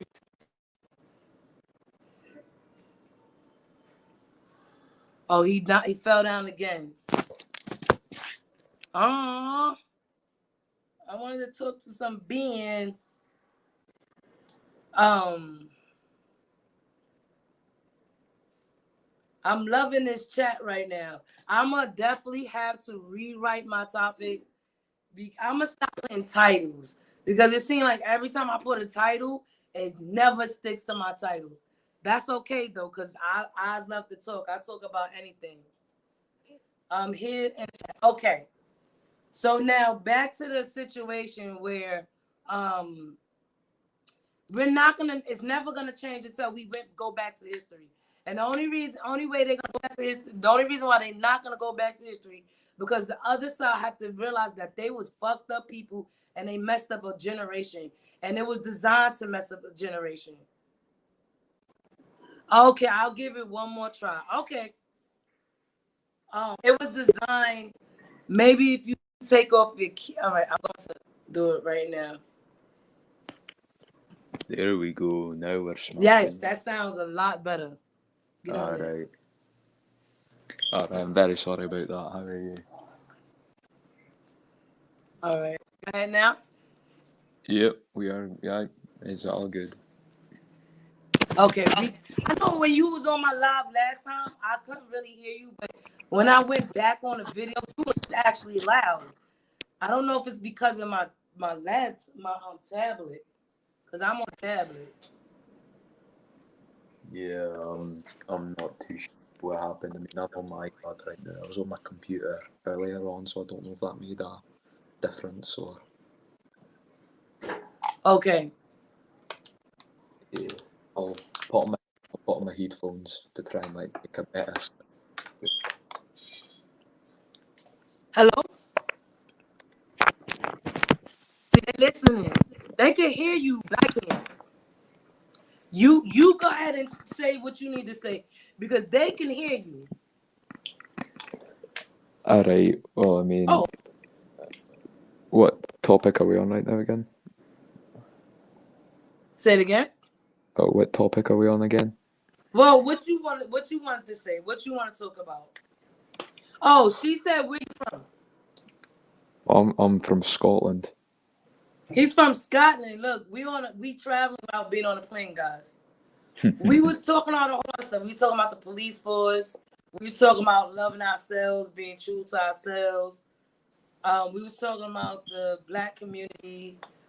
We was talking about raising children and being a single mom and the things that I gotta tell my boys about the police force and stuff like that. And I was saying that the what we have to do is be real with ourselves. See, we never had that problem with racism over here. Like, yeah, it was never a big thing over here. Like, it seems more like an American thing recently. But what we did have troubles with was sectarianism, which is Catholics and Protestants. They would constantly fight each other. It was a huge thing over in Ireland. That was like a religion war. Yeah, oh, it was unbelievable. Like, I couldn't walk to school without, like, fights and that. And, you know I've had plenty of mates in school that got, like, killed because of it. And it just... Listen, I know about that. That went back in the days, too. Yeah, but I mean, like, I'm kind of modern, I'm quite young, and it still was a thing, might not have been as much of a thing, but it was brutal. I couldn't believe it, and so it didn't matter if you were Black or anything, we were or Muslim or any of that. We were on the same boat, and it was just half and half, just divided everyone. That goes back in the days too. That goes in the Bible days too, where religion was more important. You was either this side, Julius Caesar, or you was Egyptian, or you was some other race. And if you was, some people got killed being a different religion, and they was doing that in Africa, where they was killing. I can't say what religion it was called. Genocide. They was doing genocide over there because one part of the some people was believing in something else. Yeah. He said, "I'll come to Scotland, where is the best place to reside." She said, "Where's the best place to reside in Scotland?" The best place would probably be Edinburgh, the capital, because it's got everything there, and it's safe, it's beautiful. I studied there, university, it's a really smash place. I'm from Aberdeen though, which is in the northeast, and I grew up in a hard area, so I mean, I wouldn't go to Aberdeen but Edinburgh, it's perfect for Americans who like history and everything. Hey, Miss D. Hello, daughter, and everyone in the chat. Just listening while I find me something to eat. Thanks for coming to my live. We was talking about a whole lot. We was talking about, well, it was supposed to be on single moms, but Proud Mixed Child got us on a good topic. We was talking about most likely self-love, being real with ourselves, the police force, religion, and Ben was talking about that it wasn't really about racism. It was about being Catholic or Protestant, I think you said. Mm-hmm. And it was more like a religion war. And he was telling us about what he was going through, that he couldn't, like, to be a different religion, you get killed. You couldn't even walk up the block. And he was saying that he is I forgot what he said. Guess well today is like you could explain yourself a little bit more, Ben, because it says Yeah, and I mean, it was a brutal thing, and it came on to it even came onto sports, like use cat soccer. I've never understood why, but we cat football, and it even happened on that. Riots happened because of it. You know, a Catholic team wasn't allowed to sign a Protestant player, same with vice versa, and it was just there was no need for it. It's like all that violence and that, and for what? You know, at the end of the day, nothing changed. People just yep. got scared. And it's the same with racism and that, nothing's gonna stop people from, being born the skin color they are. Yep. You can't change genetics and that, and and I said earlier in the comments, you can't choose. Hey Joey, thank you for coming to my live. If you want to come up, we can. We done talked about a whole lot of stuff. We're still talking. Ben is really cool. Yes, he is. He's a cool guy. He said a good thing like damn, I forgot. Good Lord. He said something good. He said all of violence. He was saying his violence is not gonna change nothing. Okay, you gonna be right back. If you want to come on, Joey, come on to my live. Like you could tell, speak up a little bit. I was telling my situation about I don't like the fact of the women drama and the man drama, and we hating each other. We was talking about loving ourselves and telling ourselves the truth. And there's a war out there battling and stuff like that. She says, so I love potatoes and I'm Scottish or Irish. Oh, you coming in? That's what I'm talking about. You're Irish if you like potatoes. Scottish people are more into like haggis and that. I like potatoes and I'm not even Irish. I like baked potatoes with like butter in it. I like homemade mashed potatoes with milk, butter, a tab of salt, and I like boiled potatoes with broccoli. That shit tastes good. Yeah, coming in. That's what I'm talking about. Let me put my thing up there. So this is Joey, guys. He's a guy that I met through darkness, right? And he got a good story. Like not a story. He can keep it real. He can tell you how he feel and things that he been through, but he can give you some insight on a lot of keeping it 100 with yourself within the Black community. I don't want no chimps, girl. Get out of here. You could go ahead and finish. She said, "Oh, I'm really Irish." Oh yeah. Yeah, Irish people were really like big on potatoes and that, and when the potato famine happened, that's when a lot of Irish immigrants came over to Scotland to like live in that. Okay. Yeah. So I'm sorry for interrupting your conversation. Go ahead and say it again. I mean, continue saying what you was getting your point. About the potatoes. But no, not potatoes. About what? About the violence and religion, war, and stuff like that.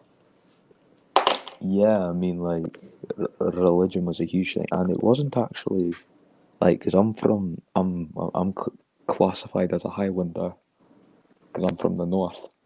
But when I moved to the south, like of Edinburgh and Glasgow and that, it became a lot more people. It became a lot more, crazy and that. And yet, and like when I moved there, I'd walk to school and that, and folk would just be standing there with like knives and stuff, and they'd like ask you like really personal questions about you, and yeah, you took your life into your own hands pretty much everywhere you went, and it just got just got around Scotland. It's such a shame because it's a really beautiful place. Uh-huh. Like deep down inside, there's a lot of underground crime that not a lot of people know about, and Scotland's very good at hiding the bad parts. And it's a shame. Like,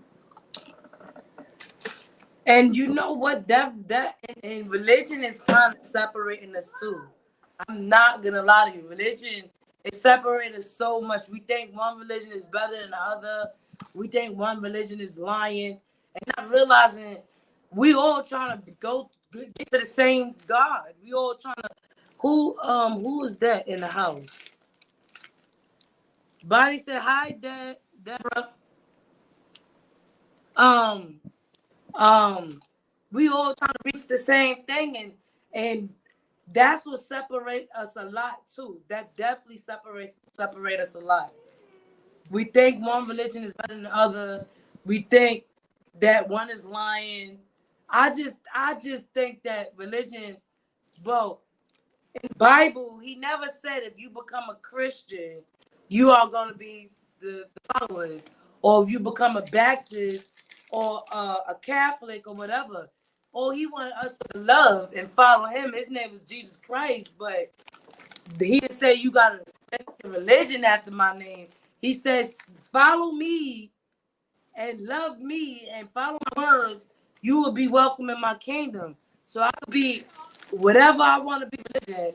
As long as I'm following him, I'm welcome to his kingdom. I'm in one of his rooms. There you go. yeah. All books in life have a story. It's amazing. Yeah, because he was talking about how they had a religion war in Scotland. You know what I'm saying? And that's kind of like a little about what we going through a little bit, like how we understand it, how we feeling as people, like we battling something that really don't really matter. And one side is making one look greater than the other, where they deciding that one life don't matter because they don't believe in something. And that's what we going through. Honestly, Yeah. I am spiritual. No, if it will count against me. I don't know how to say that. Will count against Denomination. me. You know what made me very spiritual? Media. Like I said, I started becoming a Hebrew Israelite. It just made me research more, read the Bible more, love more, and look at the world for what it is. Like everybody's scared for the end. I'm not scared for the end. I'm not worried about it. I'm so ready for the end to come. It's like I'm done with this world.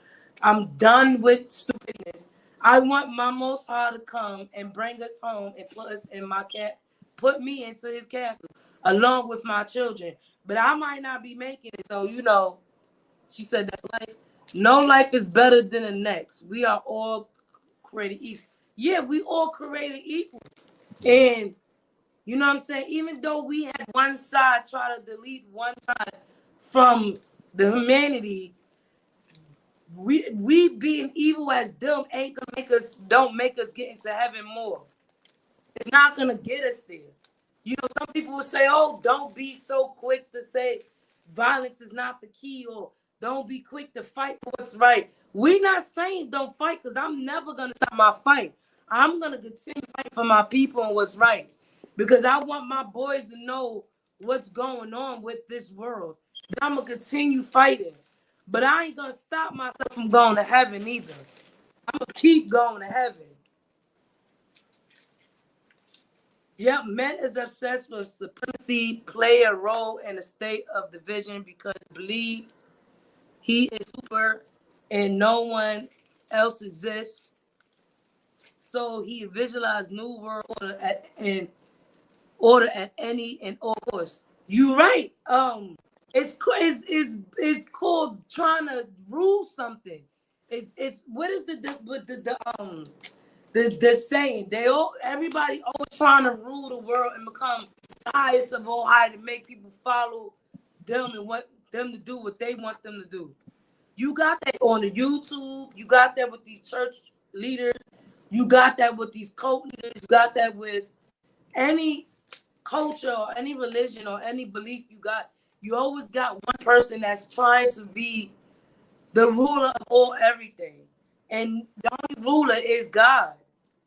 He don't need a second person.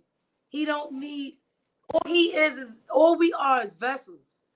He will speak through us and come through us and speak to his children. He don't need a secretary. He was secretary, all of us. Everybody's a secretary.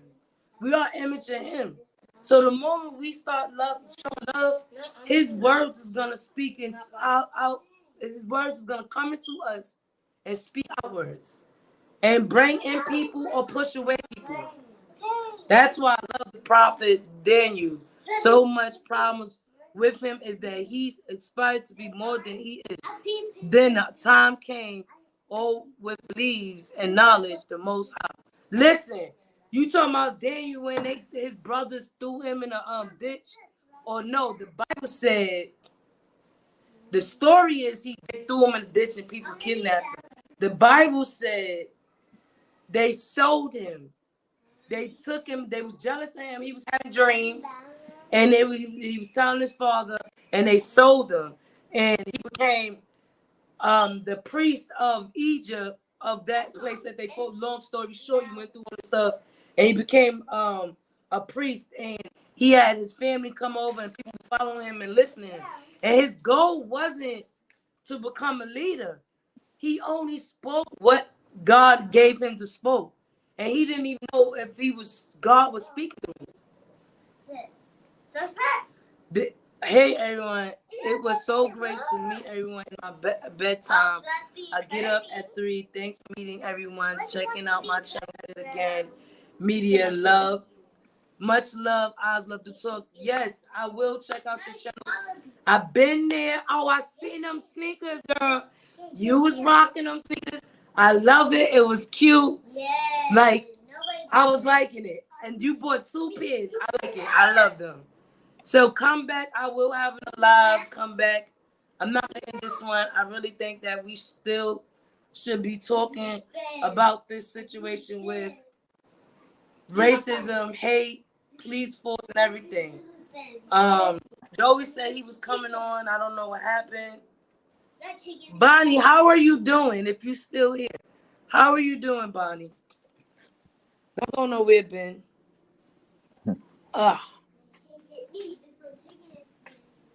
How are you going? How are you, Bonnie? If you still here?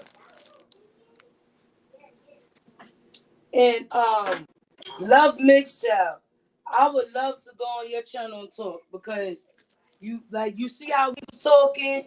Listen, I'll get on your channel. I'm gonna talk about some real stuff too. It's gonna be deeper than what the heck I just talked about.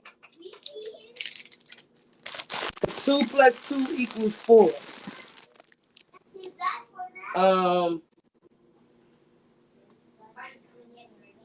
Yeah. Okay.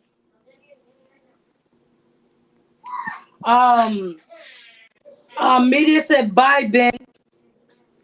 Alright, see you soon now. I got my camera on again, checking on my food. No, you killed me. Yes, you would. Okay, I gotta set up my stream, y'all. Will do as soon as I get time.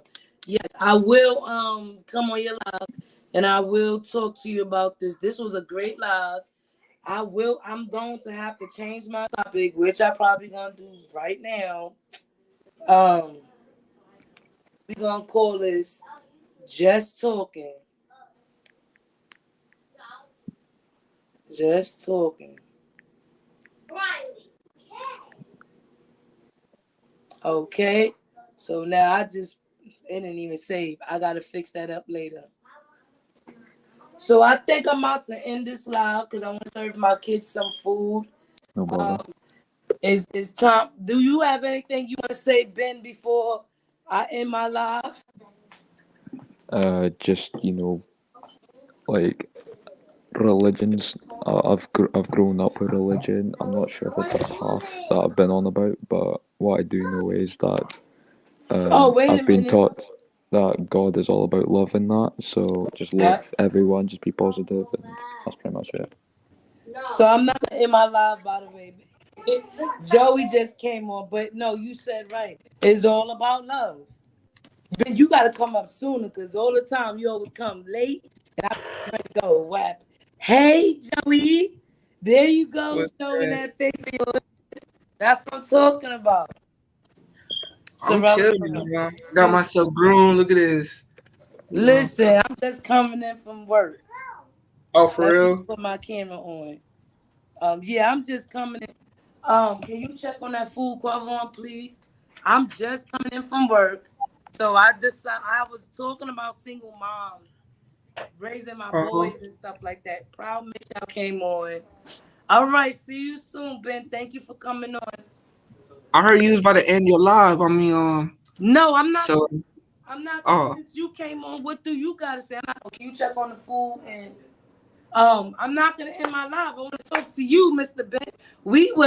Ben, Mr. Joey. We were planning this. oh, for real? No, remember you said you wanted to come on my live? Yeah, yeah. So That's what first I'm of here all, let me now. ask, how was your day today? Man, wait, let me come up for this. I said, man, my day is doing great. Like, I'm off today, so I gotta go to work tomorrow.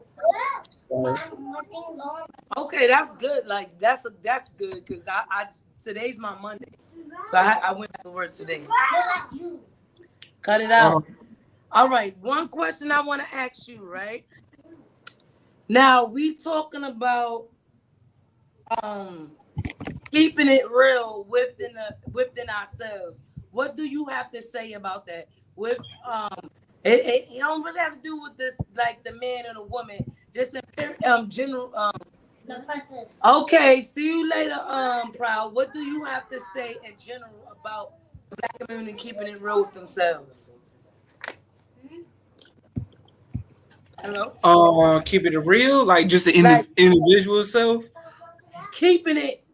Let's not be real. Keeping it 100 to themselves, telling the truth to themselves. Like stop lying and being in a delusional mind state within ourselves and what's going on with the community and with our culture. Well, first, people need to look in themselves in the mirror, and look within themselves first, Thank you. and see all their flaws and everything. A lot of people out here put a facade in their face like a mask, So, people need to learn how to be not learn because you can't talk. People need to grow to be authentic and organic within themselves. So, a lot of people need to brace their flaws, brace who they are, their true self. Because a lot of people are afraid to be themselves, to be honest with you. They tend to, what's it called? They tend to feel alone because, the world's not going to accept them for who they are, just not even embracing who they really are. You know what I'm saying? So they feel like they're not gonna have no friends, no family, none of that stuff. Like with me, for example, I don't got like a huge I got a huge family, but now my whole family doesn't support me because I'm a different type of breed individual. Basically. You get what I'm saying? So your own family ain't gonna support you too. You know what I'm saying?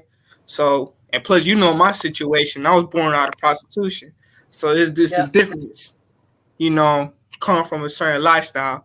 The thing is, I feel like a lot of people need to embrace who they are and stop being afraid, not letting the world dictate their life because, a lot of people let the world dictate their life. Say society tells them to be this way, blah, blah, blah, and people become followers, but they don't tend to become their own leaders, Thank you. Now, a question. Like I was watching certain videos and I see a lot of videos. They are about men hating or women hating and bashing hating. What do you think that we need to do as men and women to join together? Say it again. Okay, I've seen a lot of videos that I've been watching. It's a lot of men hating and women hating, they bashing one another. What do you think we need to do for women and men to join as one? What do you think we need to do instead of constantly just bashing each other? To be real honest with you, I'm gonna keep it real. I think men well, first I'm gonna attack the man first. A lot of men are brokenhearted and got broken minds. Yeah. So they need to heal themselves. You know what I'm Yes. saying? Because they like to point the finger at the woman most time, but they don't point the finger at themselves. Like I told you before, eyes like the world is it's a hypocrisy. Mhm. So there's a lot of hypocritical that's going on in both worlds, both genders. Me, I got nothing against the woman. I find it immature, and I find it stupid for a man to complain and whine all day about a woman. You know what I'm saying? I can't be in an environment like that. Like you know my situation. So I believe in both sides of the spectrum. I feel like both genders should heal themselves. Thank you. Like if you just got a relationship or you got out or dealing with somebody, take the time for yourself. You know what I'm saying? And take that time for you. Do it for you. Don't do it for your family, friends, or whoever. You know what I'm saying? Yeah. You ain't even your girlfriends or homeboys. I don't got homeboys, but you know what I mean. No, Do I shit got for you. So Right on that, because I was saying that earlier that before we can fight this racism battle, we have to heal with it ourselves. And Right. there's no other sex out there. There's a man and there's a woman. You're not fighting no other sex. And the moment we two cannot get along, then there's no battle to fight because we are fighting ourselves. The moment they look at the Black Lives Matter situation, the Black Lives Matter done split up in so much contact that it was so stupid. We got the transgender Lives Matter. We have the Chinese Lives Matter. We have the women's lives matter. We have the men lives matter. And it's so why did it break up so many issues when it's just a man and a woman and we all need to get together and just become one? I mean, yeah. I mean, how man, you got me wanting to think really, really deep. See, we live in a square world, you know, and there's a lot of square issues. And it's go back with the KS situation, Kevin Samuels. One thing I was gonna say is, how you gonna let a square man to dictate your life and dictate your value? And you know what? Let me break it down. Fuck it. So how you gonna let somebody, tell you that you ain't nothing, but they don't love themselves? Thank you. You get what I'm saying? So a lot of people out here don't love themselves like that. Just because they got material and they got this glamour and this facade from your face doesn't mean they're truly happy within. So don't let nobody dictate your value and tell you you ain't nothing just because you a single mom, you got 5 kids, all this stuff. So that means that you the worst parent in the world. You get what I'm saying? So to me, I'm not about to listen to a square man to tell me about my life. You know what I'm saying? And I'm not gonna let people to tell me who I am or who I am not and whatever. And I'm not gonna let people tell me what's my values or not. You get what I'm saying? Because you got people out here who really don't truly love themselves. So they'll turn around and tell you you ain't nothing. But how they gonna tell you ain't nothing? They don't love themselves. You get what I'm saying? It all start with self-love because a lot of people don't truly, genuinely self-love themselves like that. And when you don't self-love, how are you out here trying to tell somebody you right? Like that goes so deep. Like, and you have a lot of YouTubers that's doing that. You have a lot of YouTubers. They think they're spreading the right thing, but they're not. And the thing is, if you can spread hate as quickly as you can, how much do you love yourself? Are you spreading hate to teach me, or are you spreading hate to confuse me? Yeah, that's why with the man situation, when you ask me about the man and woman war situation, which is gender wars, because to be honest with you, that stuff is beneath me. It's me. That's why you don't see me in a lot of panels and stuff like that. But with me, I'm saying is that when you hear men say something about the black woman, talk about her hair and all this type of stuff, all that stuff comes from self-hate. You know what I'm saying? It comes from internal issues.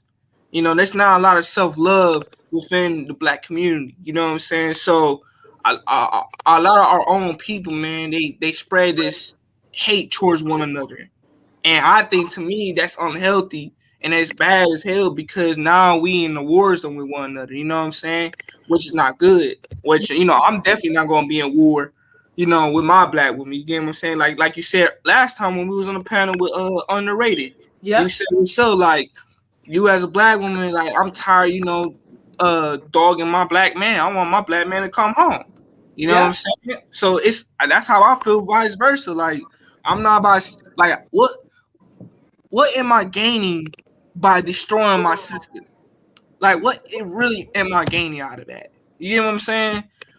I don't believe a lot of men think like that, but you know what I'm saying? They don't question themselves. Like what is you gaining by just destroying the black woman or the black what woman are you or the getting black out of man? it? Like Yeah. you're gonna find yourself single.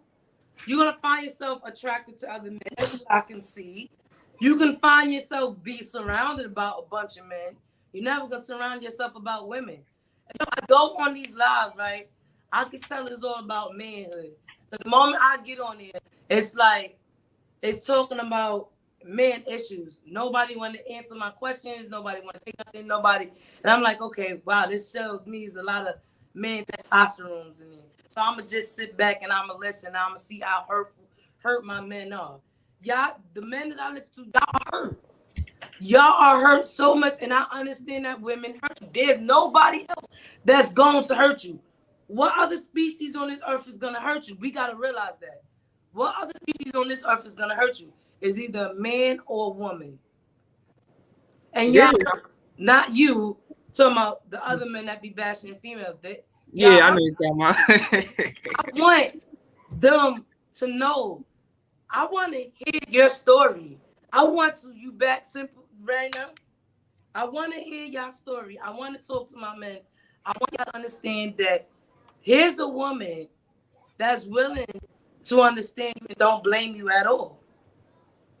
And this is not trying to find a man. This is not trying to, be one-sided. Because I've been that female that bashed the man. Oh, men ain't no good. Men are this, men are that. Or black men ain't no good. It was one time that I hated my black race. My race of black men. It was one time I hated it. But then I realized, like, y'all got so much hate on y'all that you don't need your own race hating them anymore. Right. I mean, it's the same thing. Recently, I was just on another person panel, and I came out the blue and said that, I'm against the manosphere. And the black manosphere, specifically. And the guy was like, why you hate the black manosphere? I said, because it's imbalanced, toxic, and it's dysfunctional. Basically. You get what I'm saying? So they got mad at me. Like what's the problem? I said, because I'm tired you men are blaming the black woman, this and this and that. Like I asked him a question. I literally asked this question. I was like, why do black women give you an attitude? What is the problem? Why is she acting that towards you? Why is she not submitting to you? Why she give you attitude when she first walk in the room? Why she's responding the way she's responding? You know what these black men got the nerve to tell me? Oh, they don't want to listen to us. They don't want to follow leadership. I said, first of all, see, that's the problem. Listen. You know what I'm saying? Like, I literally told him, like, see, that's the problem. You want force on the woman. And I told him, I was defending the black woman. I was like, they had the nerve telling me, oh, man, get out your feelings, man. You acting feminine. I'm like, how? Wow. You know what I'm saying? I'm like, I said, how? I'm defending my sister because the truth is, y'all don't, I see my sister get sexually harassed all the fucking time in the public. I see them go through shit all the time. It could be a sister walk down the street, minding her own business, and a nigga come up to her and try to talk to her, and all she said, no, not today, I'm not in the mood to talk to you. And then you get mad because she rejected you. Now you want to kill her, you want to beat her up, you want to do all types of things to the girl. And then they had the nerve to tell me, oh, black women lying that black men don't protect them. Nigga, let me tell you like this, man. the truth is, and I'm sorry to say this, but the truth is, the majority of these men within our community do not protect our sisters. They really don't. If the only time they're gonna protect you is you giving them some pussy. Yeah. That's it. Yeah. You know what I'm saying? That's the only time they'll show up. All that genuine, all that stupidityness. They said, "Oh, I love black women." Like, to me, I'm not fall for that shit no more. I'm not a type of individual gonna fall for that shit because all that shit is a lie and a manipulation tactic. This will make this look good, and I'm like, nah, because I already saw the ugly truth in life. I already seen it. So most dudes would say, "Oh yeah, I do love black women," blah blah blah. But you say that she's undesirable, but you still sleep with her though. Yeah. Then you turn around, you say that she ain't shit, but you still sleep with her though. You know what I'm saying? Then you turn around and say you love black women, but your action says that I hate black women. You see you see the differences. Then they had the nerve told me that, oh, black women do lie, said black men don't protect them. Nigga, do you know it's only like few genuine brothers like me out there that protect my sisters genuinely without anything in return? But with majority of you niggas out here, y'all don't generally give a fuck about them. Y'all don't. And to say on a woman's side of things, I'm not gonna lie, we are hard to deal with because of the experience that we done had. We are not an easy creature to live with, not to compromise, because of the experience we had. And I'm not blaming you, sis, to be that way because no, you're not blaming. But like it or not, two wrongs don't make a right. Yeah, I mean that's what I'm saying. We're not making it easy either. I mean, look, I'll tell you like this. I understand why my sister have that defense mechanism. I can tell you that I've been in situations that I've been in a room with full of men and see a black woman, she give all these Negroes attitude and it be nice to me.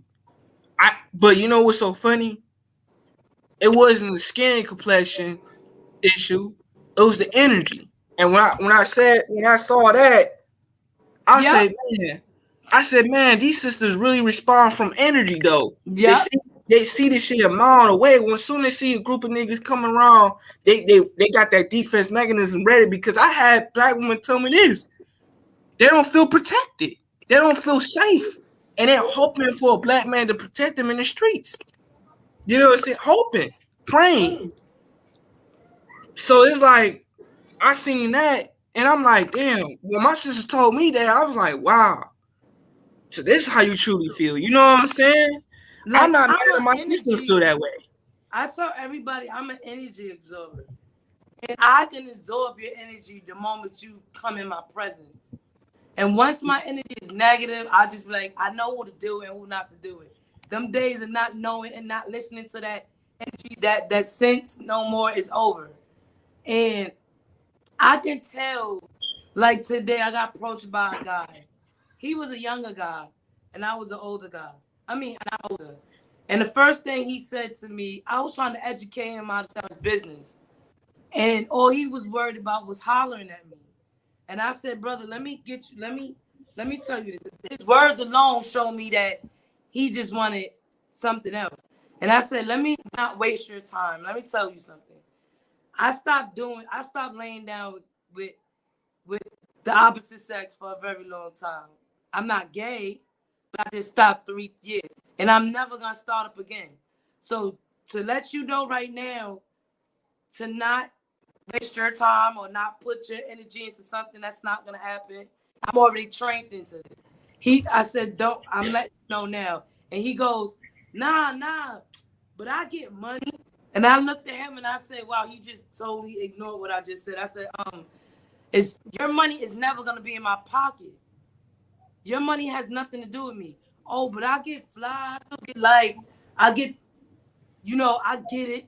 And I was like, okay, that you just totally it just went over your head what I just said. Like what you have has nothing to do with me. I get my own money. I do my own thing. And I tried to school you on the business and you was thinking about something else. See, that's why.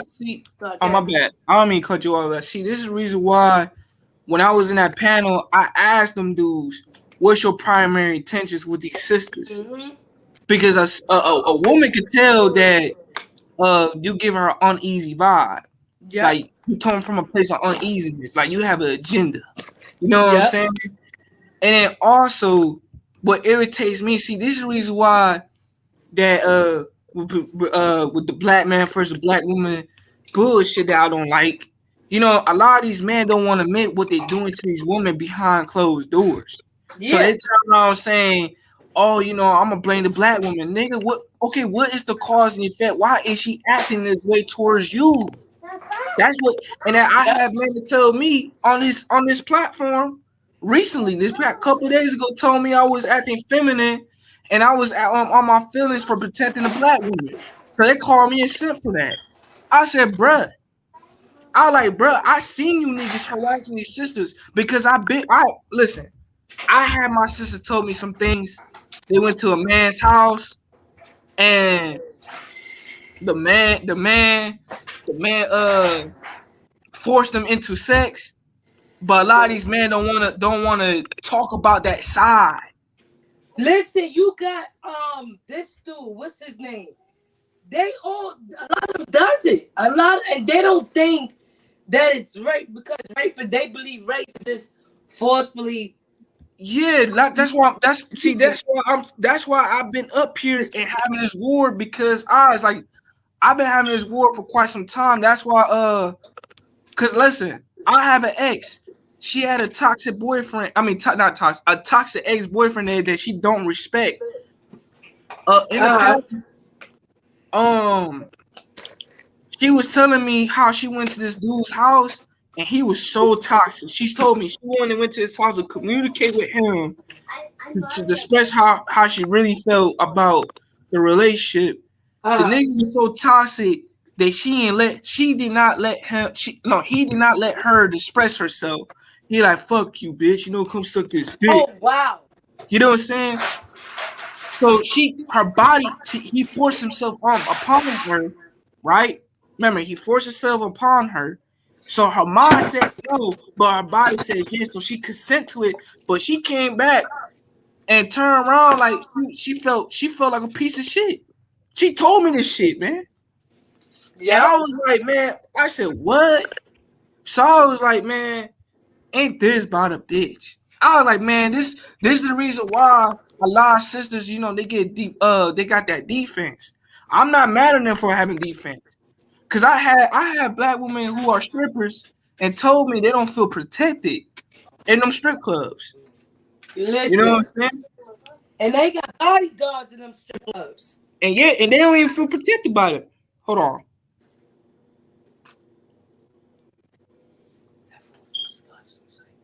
I was about to say. Yeah, so basically, that being said, sis, I definitely agree with the comment right here.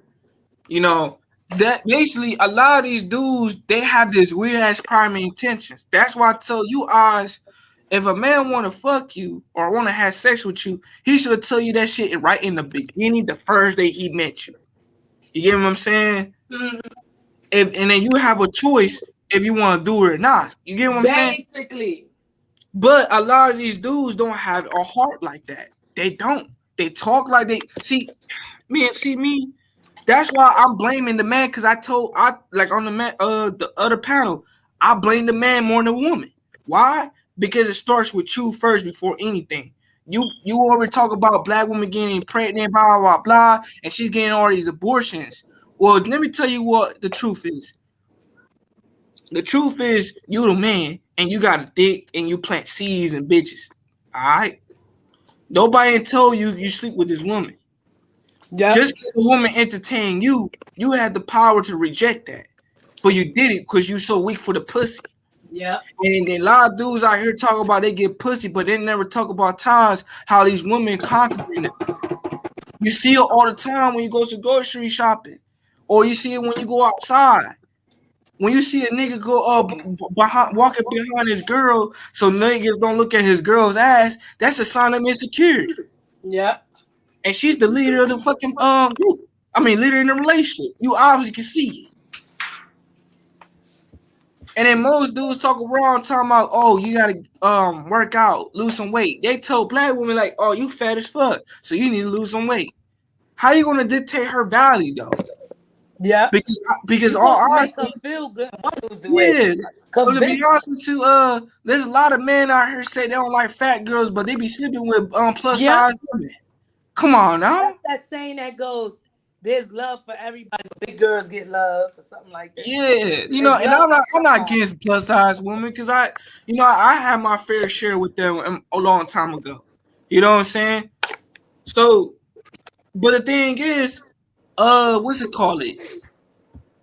I'm just tired of these dudes out here are being hypocritical, saying, "Oh, well, black women don't want to listen to me. She gives me ass. She don't want to submit to me." First of all, like I said, you're not easily creatures to deal with, right?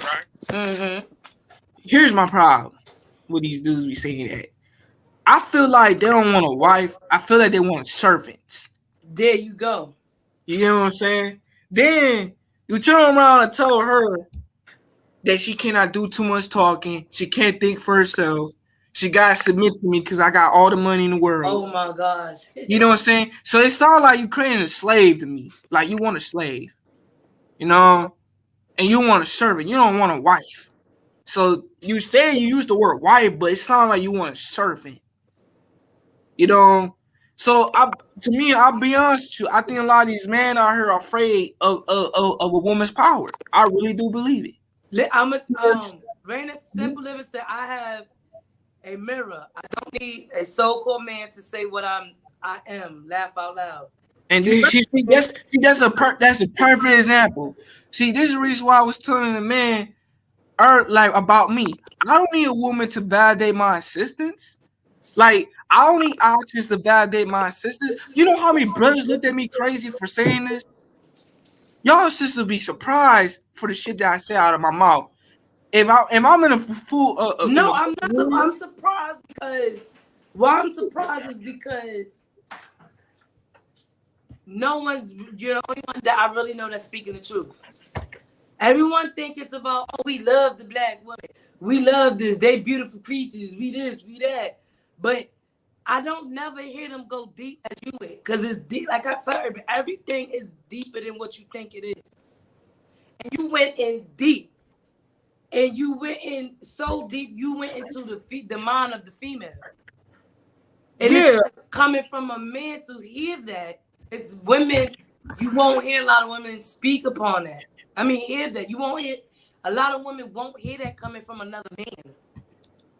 Because, see, I know, my sisters, see, I don't have too much issues dealing with black women. Because I'm not the individual who bring problems. So I don't have too much issues. Most of my issues come from my family. You know, most of my family issues. Because of what you've been through, yeah. Yeah, so what I've been through. You get what I'm saying? So most of my issues come from there, not my relationship with a woman. You know what I'm saying? So it's the same thing I told you about. I was born out of prostitution, and a lot of these men are lying out here saying about they not sleeping with these women and stuff. Man, listen, I seen the dark side of all this within my household. I had seen men pursue my mother and want to sleep with my mother. First of all, I had a detective over here in Cleveland homicide slept with my mother. Yes, Raina, he is being beautiful. He is being honest. Yes, he is. You know what I'm saying?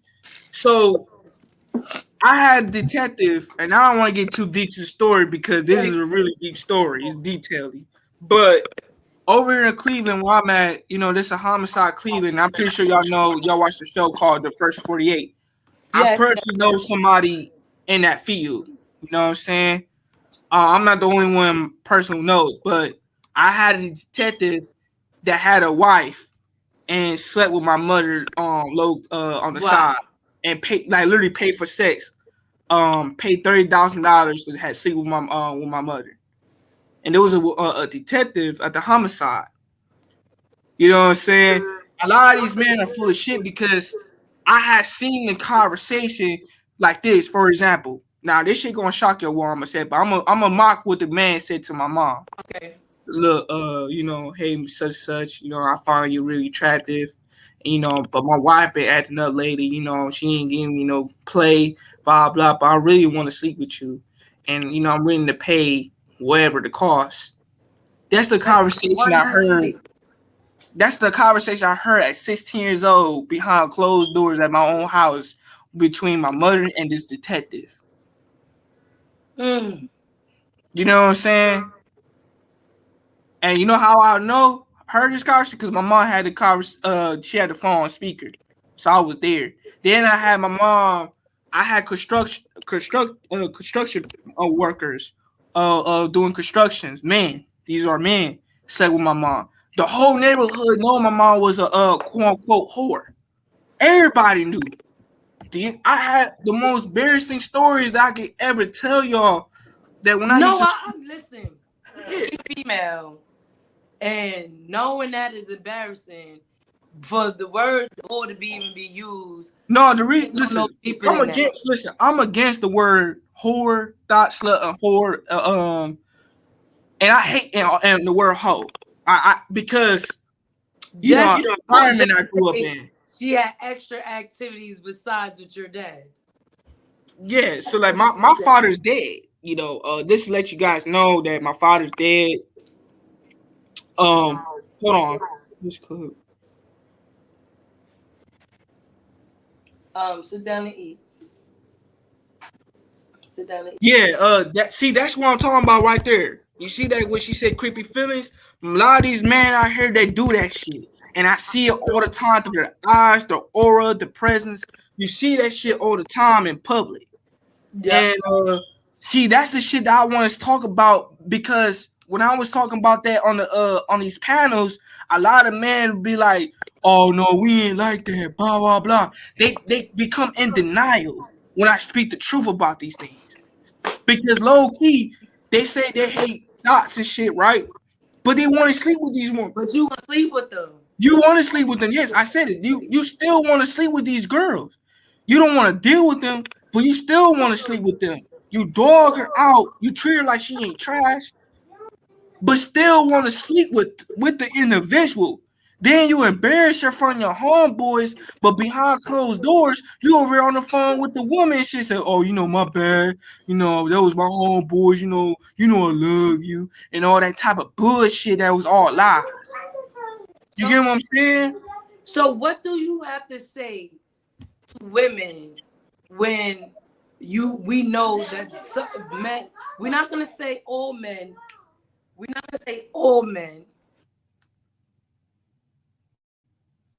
We're gonna say, what do we say to women that get approached by men that's like this? What can we tell them to how to handle themselves?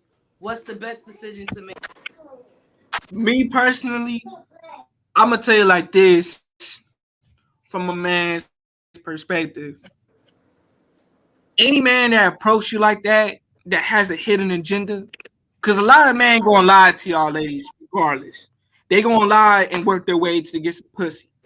The reason why they gonna do it because they doing it or talk a good game. Now, what I want y'all ladies to know, I want y'all to peep the game, and obviously y'all can tell y'all peep the game also. Because that's why you see this dating world and all this bullshit, so-called game. It all boils down to sex. All right, it always gonna go boil down to that level, because they're trying to find the quickest way to get to your panties. Y'all ladies have the power to dictate these men's life. Best believe it or not. Now, what I would tell y'all how to handle these situations if a man approach you, I'd rather for y'all to be firm and stern and stay on your square. Because there's men out here who will force themselves upon you. They will try to touch you. They probably will hurt you. Probably will kill you, depending what environment you in. You get what I'm saying?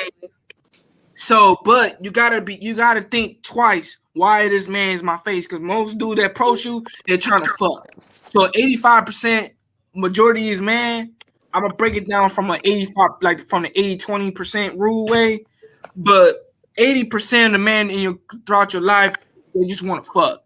They would talk a good game. Like, for example, if you a single mother and got kids and you got a man that trying to holler at you, but you know a lot of these dudes will lie saying they say a woman say, oh, I love kids, but a man be in your face be like, he would say, oh, I love kids too, but he's lying because back in his head he hate kids, but he's doing that just because to get to your pants.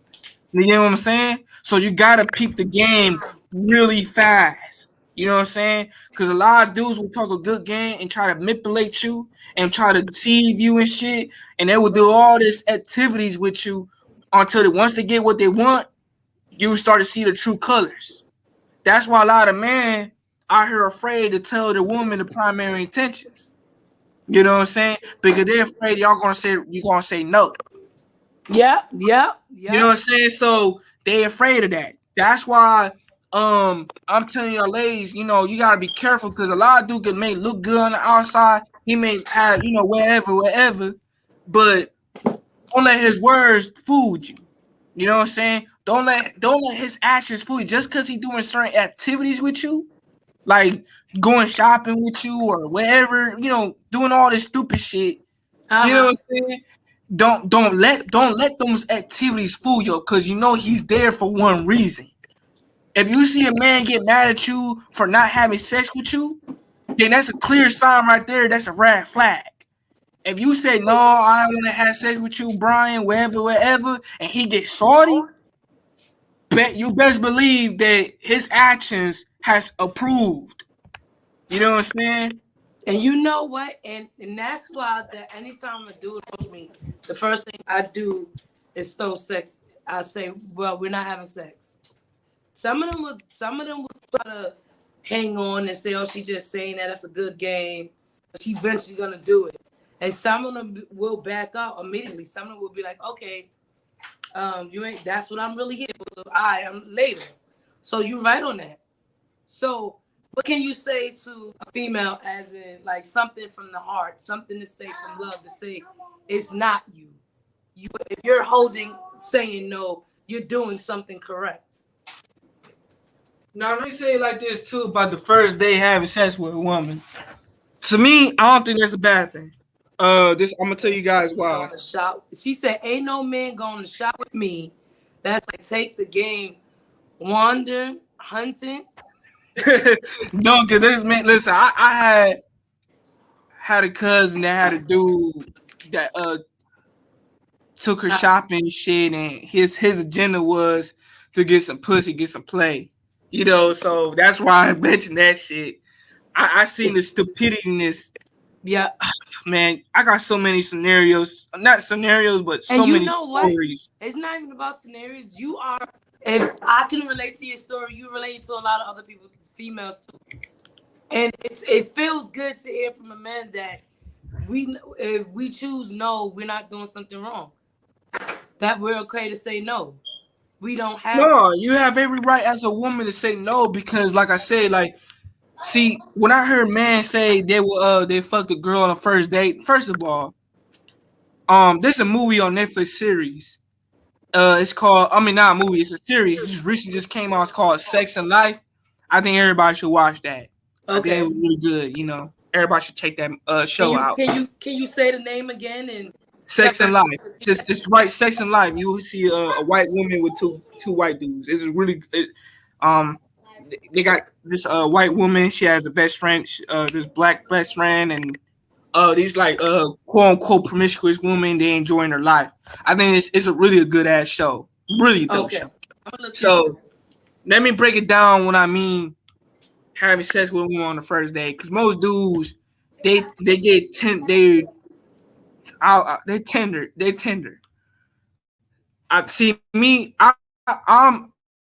been in situations that I had sex with a woman on the first date, and I still currently talk to them to this day, and I have a relationship with them, a great relationship with them.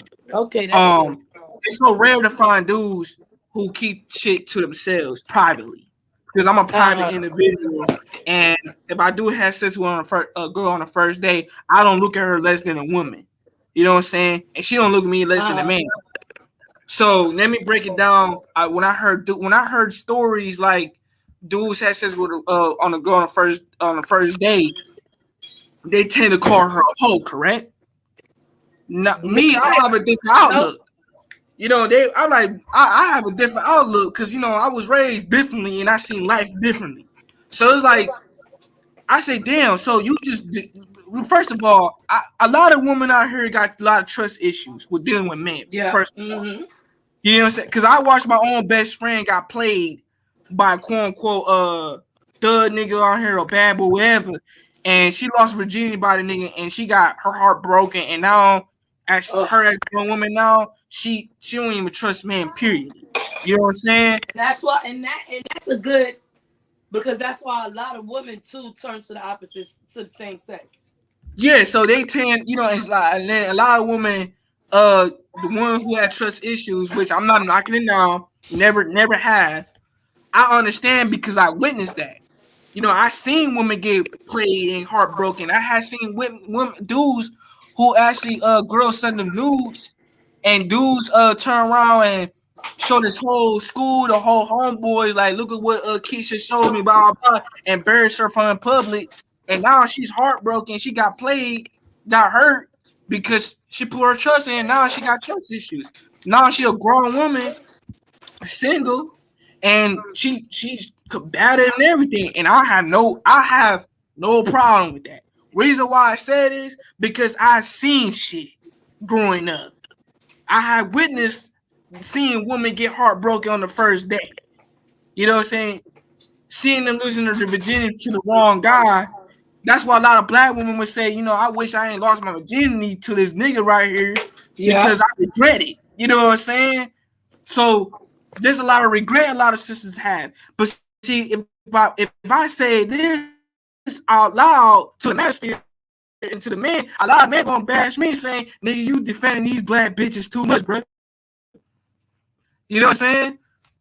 I'm the one get overlooked. A lot of these dudes don't want to admit that.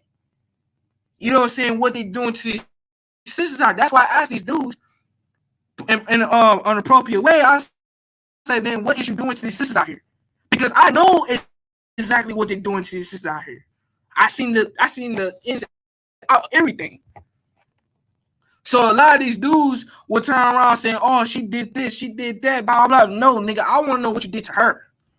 Why is she's behaving that way towards you?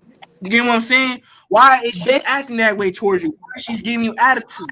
Why is she not following your leadership? This is the reason why I'm telling you, because I know the answer. I know the answer to all this. Because but when I ask these questions, a lot are being in denial. Because if I was talking to her, I would say, why are you behaving this way? What's going on? Why are you giving him attitude? I was talking to a woman. And most likely you would say, oh, he's doing something. He's cheating. Exactly. So there's no way for a woman behaving that way for no reason. Listen, majority of these women out here been through traumatic situations. They've been raped, molested. That, you know, as kids, nobody in the family was listening to them. My mom was one of them. My mom got raped and molested as a child before she became a prostitute. You know what I'm saying? So there's a reason why I'm telling people, like, man, what is you doing to these women? What is the problem? Because there's a lot of girls out there in them streets. You know, there's a lot of men took their innocence away from them. You get what I'm saying? But a lot of these men don't want to talk about these things on this platform. They don't want to talk about that ugly side. So they'll turn around saying, oh, black women grew up and have attitudes and she thinks she's entitled. She thinks this and that. I said, first of all, you got to look at her history, her background, her history. What she been through?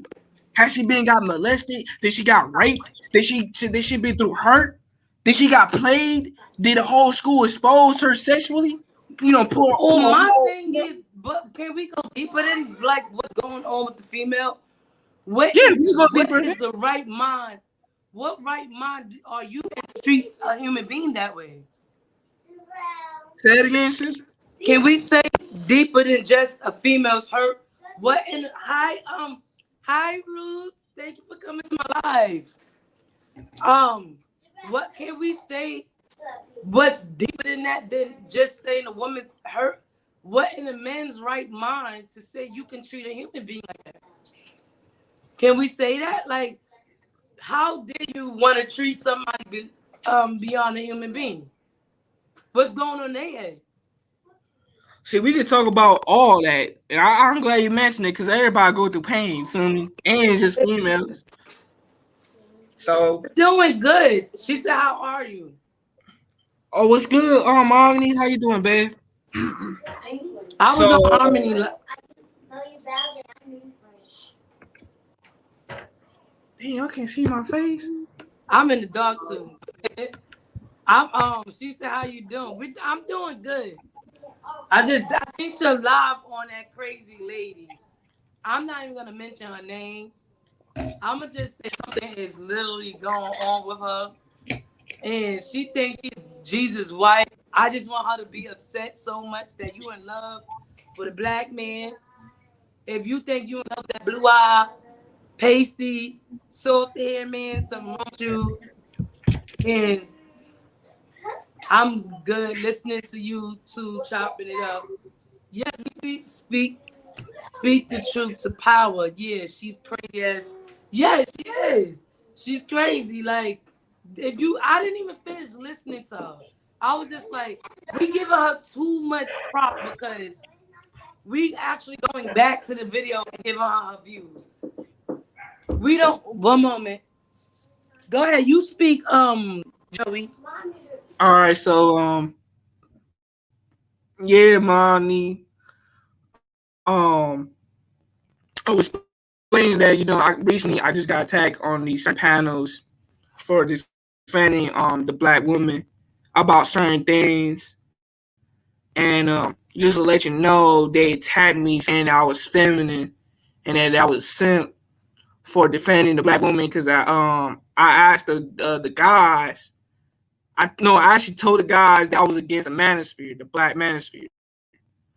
And I was against that because I didn't like the fact that it was dysfunctional toxicity and there was a lot of imbalance. And a lot of men kind of felt some type of way on that. So they I said something about what is the problem dealing with the black woman?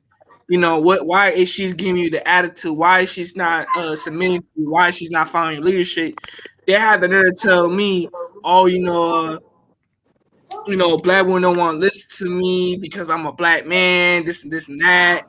You know what I'm saying? This and they need to follow my leadership. I'm the man, I got the money, blah, blah, blah. And I said, first of all, see, that's the problem.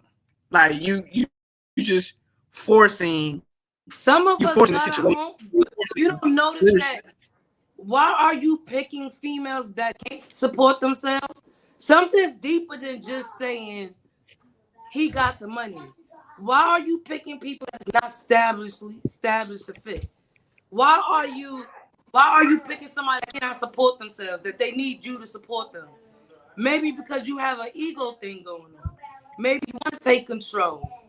Why can't you pick somebody that's equal stature as you? Yeah, find somebody that's equally yoked like you. Like, yeah, thank you, Imani. Like, that's why I came here to solve these problems because I saw the ugly side of the truth. Like I said, eyes earlier, that what is you doing to these sisters? Why are these sisters responding the way they are? I'm not against them. I know the truth. I know why they got defense mechanism. I know why they operate the way they operate. You know what I'm saying? But I'm just saying is that there's a lot of men out here are being in denial, and they will turn around and point the finger at you, say that you're the problem, but they want to point the finger at themselves. But I told the panel, the group of men, I said, they were like, oh, so you're not going to hold black women accountable about certain things? I said, no, because I blame you as a man, because you're the man. You hold the dick. You the leader, as you said. Yeah, I blame the man. I'm sorry, go ahead. Oh yeah, definitely, Mahogany.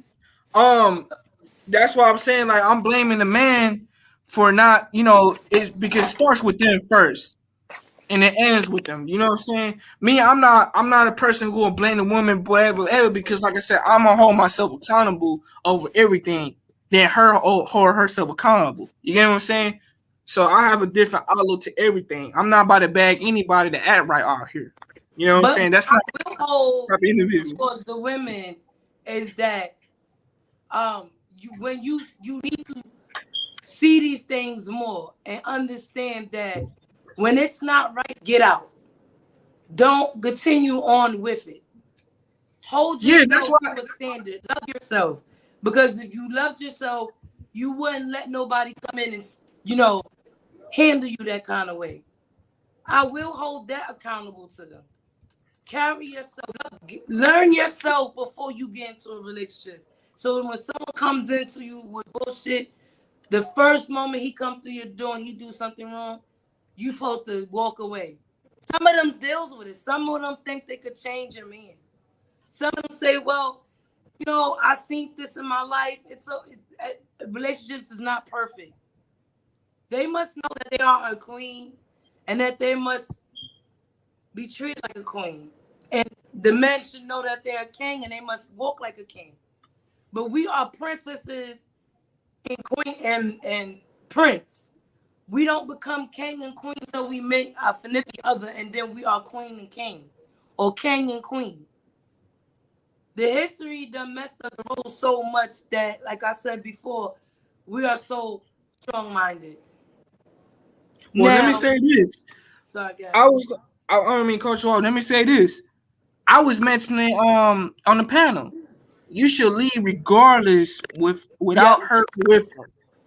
Because I noticed that a lot of dudes feel like to be a leader you gotta have followers. No, to be a leader you gotta lead by example, and then your influences will affect. If the woman don't see no value in no value in your leadership, just don't worry about that. Lead. Yeah. You know what I'm saying? Don't worry about that. Don't worry about her. See, the problem is a lot of men focus on she gotta follow me. She gotta do this. She gotta do that. She gotta obey this. She gotta do this. See, that's the problem. That's too much confusion and chaos already. It's like I was saying earlier, a lot of men don't want wives, they want servants. Because every time they say that I don't want a woman to talk, I don't want her to think for herself, this, and that, it sounds like you want a slave. So it's crazy how a lot of men out here are have this false identity. Good night, Raina. All right, so that's why I'm just trying to say right there, sis. Like, a lot of dudes out here, they just don't want to admit they're not walking within their dominion. You know what I'm saying? Like, I'm not about to sit here and just point the finger at a woman if I'm not leading the situation. You know what I'm saying? That's why I don't worry about, in my personal life, I walk in my dominion. So, like, I don't worry about other things that most men care about most. You know what I'm saying? So, okay. How can you say, what can you say to a female? How can she find these young men? These men that talk and walk like you? Where can they find them at? Where How they can do find know it at? that they got a proper man in front of them? Well, I'm gonna be really honest with you, sis. I'm an introverted, so I'm not out here in the dating scene, all this type of stuff. To find a proper man, you gotta literally man, because I'm not approachable man. So it's rare to find you gonna come across like me in my personal life. Like just walking down the street, you would never know. You know what I'm saying? But I would just say pay attention to the man's aura, energy, and actions. Because if a man walk in a room and he's walking his dominion, and if everybody looking at him, yeah, check that brother out right there too. You know what I'm saying? If he's not doing too much talking and he's quiet, check him out. You know what I'm saying? Mm-hmm. It's usually the quiet ones that you need to check out for. You know what I'm saying? Not the loudmouth one, not the one out here flashing the money and the glamour. Because real men operate in silence. Let me say it again. Real men operate in silence. Now, what should you tell the brothers that? What can I tell my son so that he could become a brother like you? Man, I'll tell your son walk in his dominion. Look up the word dominion Give your son a dictionary, right? Give him the word dominion, right? Pull out the dictionary and look up the word dominion. Tell your son that this is his power, right? Internal. He don't have to feel validated based on his external things, right? Once he understand that little foundation, then after that, you teach him about the know thyself phase, the self-discovery phase, right? Get to know him. Once he combine that together, man, he become the most powerful black man in the room than anybody. Because all his power is internal. So if I tell you for your young son, just to pull out the dictionary, look up the word dominion, read that to him, and let him practice that. Let him grow into it. Then let him get that self-discovery of that knowing that I am, know thyself. Once he got that, he becomes powerful. Because he don't need all the external things to make him feel validated. If that makes sense. I want him to feel powerful internally, no matter what situation he's going through life. He's gonna feel powerful no matter what circumstances. You know what I'm saying? Because a lot of dudes worry about the wrong things. Me, I'm just straight to the point. You still no? You okay? But you still talking? No, go ahead. No, go ahead. I'm done. Okay, so can you explain to me, because you was talking about the manosphere. What is the manosphere? I hear a lot of YouTube talking about that, but I don't know what that is. What I heard about manosphere is it's like a group of men or like a man movement type thing. I'm not familiar to it too much, but I just know of it. I talked about that. Huh? You're not the only person I heard spoke about that on YouTube. Yeah, so I just know that with the manosphere, it's mainly this. To me, it's square shit. To be honest with you, okay, square issues. It's square world problems. To be honest with you, because most of the men are squares. So when I heard about that stuff, I was like, oh, that's interesting. You know what I'm saying? So it's like, I would love to hear they conversations, because then you could hear. I mean, you're gonna hear a lot of dysfunction on that part, sis. So you gonna see a lot. You're gonna hear a lot of dysfunction, toxicity, imbalance. You're gonna hear a lot. Majority of men are degrading the woman. No, I mean, but then I look, like I said, I'm understanding. I'm gonna understand my man to know when I got a hurt man in front of me, and to where I got a damaged man in front of me, and to listen to them talk. I believe that's what I'm gonna hear, because all of y'all was raised by mothers. I believe some of y'all had sisters. And if y'all on here talking, not you, if they're on here talking and downgrading women, so you have no respect for your mother or your sister. That's no difference. They'll say, oh, that's the difference. It's difference. I love my mother and stuff like that. So that's what that's going to show me. I want to understand them. I want to hear their story. Yeah, I'll tell you like this. Into them like, oh, you should, you're a dummy. I'm not gonna feed that. I'm gonna see young boys on here, boys, even though they grown men body. I'm going to hear young boys that's hurt, that been hurt when they was a kid, or that was hurt during a relationship when they loved the girl once upon a time. But see, sis, I want to say this too. See, it's with me with my mother, right? I have a profound relationship with my mother. Did we have bumpy roads together? Yes, we did.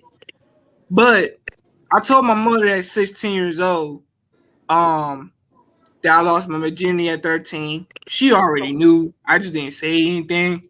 But I had sexual conversation with my mother. Most men don't have that with their own parents, correct? Even women too, you know. But with me, I was able to have sit down sexual conversation with my mother, and I was able to tell my mother at 16 that I'm not going to be like the man that she dealt with in the past. You know what I'm saying? Being raised in that environment was a little different with me because remember I did tell you about my auntie, you know, being naked at her own household. You know what I'm saying? If I came out as a nephew and say, oh, auntie put some clothes on, my auntie gonna think I'm gay. You know what I'm saying? So that's the environment I was raised in. So, but that's not something that I would say to my auntie because me, I'm normal to this shit. I'm normal to it because I grew into it. So, being raised for me, a lot of men are sensitive about my situation because one, I have a prostitute who is my mother, who's a lady of the night. Better way of saying it like that. Yeah, lady of the night. Yeah, so it's appropriate. A lot of men, when I talk about my story, a lot of men get a little offensive, I like to say. So they get let me, I'm gonna put in words. They cannot relate. Let's put it that way. They just cannot relate to me. That's my personal issue going on with a lot of men out here because a lot of men, they may be comfortable to degrade a woman, but when a brother like me who come from a different lifestyle, a different background, they had to like watch themselves what they say around me. If that makes sense. No, yeah. So you know, and I'm not saying putting fear in them. No, like I'm talking about the background with like I don't know, you know, Beach. Have you ever heard Beach? On these platforms. Beach. Yeah. No, her name is this is Beach Bridget. She a YouTuber, a vlogger. Okay. Yeah, you should check her out. You put all that in the comment and stuff under the video. I got you afterwards. I got you. Yeah, she I told her about my background. She felt so sorry and everything and all that type of stuff, and she said we're gonna have a conversation soon. You know, based on my background story. You know, that being said, see, having a woman who's a lady of the night is a very interesting world. I say is very different. Having a square mom, a square parent, versus a lady of the night parent. But you witnessed it because majority in the 80s or the early 70s, majority of mothers was Rolling Stones. We just never experienced full force like you did. Full force. We learned as we became older that because my grandmother was a Rolling Stone. Her name was called something. And, okay. And so I'm used to hearing it, but I'm not used to experiencing it. Yeah, me, you know what? I have that experience with my mother. So you know, me, I have a profound relationship with her. Like when I told her about my sexual story stuff, she told me about her sexual story. I cannot put that out on YouTube Spaces, no. But it was interesting hearing it from my mother's side story and have that mother like son conversation. You know what I'm saying? Me, I am not my mom's best friend. I'm still her son. You understand? So I don't have a friendship with my mother. I do have a relationship with my mother, a son relationship with my mother. You know what I'm saying? So that goes being in that house.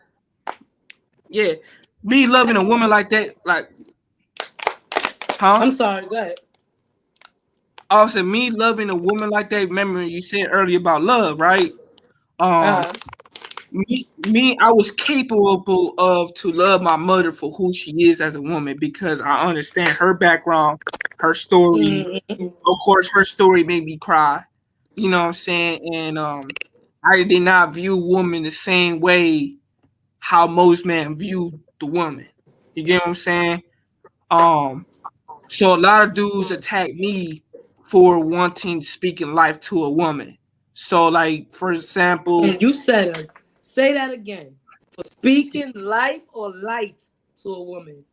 yeah. So speaking life to a woman, Look. they tend to look at me crazy for trying to uplift the woman. You know what I'm saying? So I told dudes, there's a movie up at, like the Netflix series that I mentioned you earlier on Netflix. I don't know you got Netflix, but it's called Sex Life.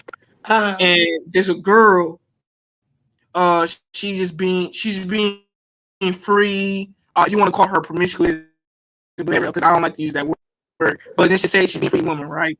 Uh-huh. And me, that type of woman right there, that example, by her being free, alive, and all that type of stuff, I'm able to look at her by her expressing her true feminine desires.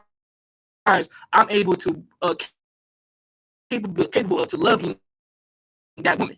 And most men they can't see themselves loving a woman who express her sexual side.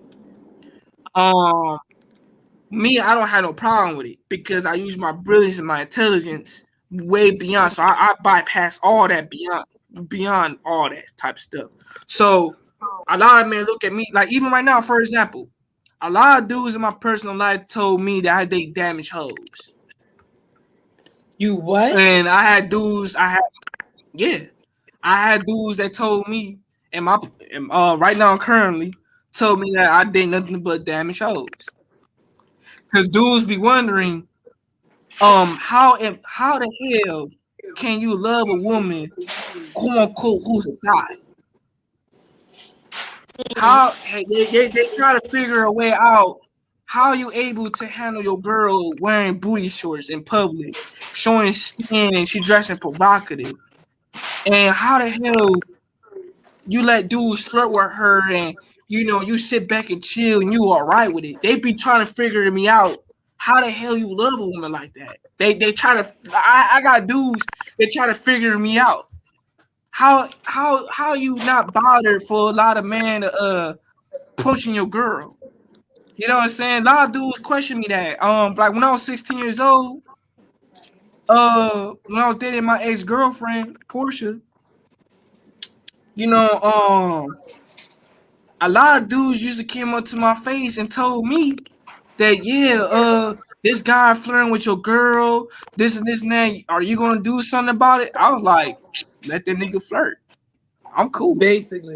And most dudes looked at me at my high school. They looked at me crazy by me just handling a situation like that. Like, cause most dudes get insecure. They would have. Yep. Yeah, for another dude talking to your girl, correct?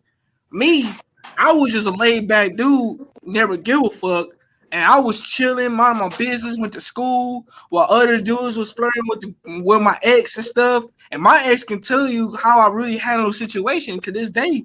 I want her best ex-boyfriends that she ever had in her life. And because dudes that she dealt with, that was all insecure over her.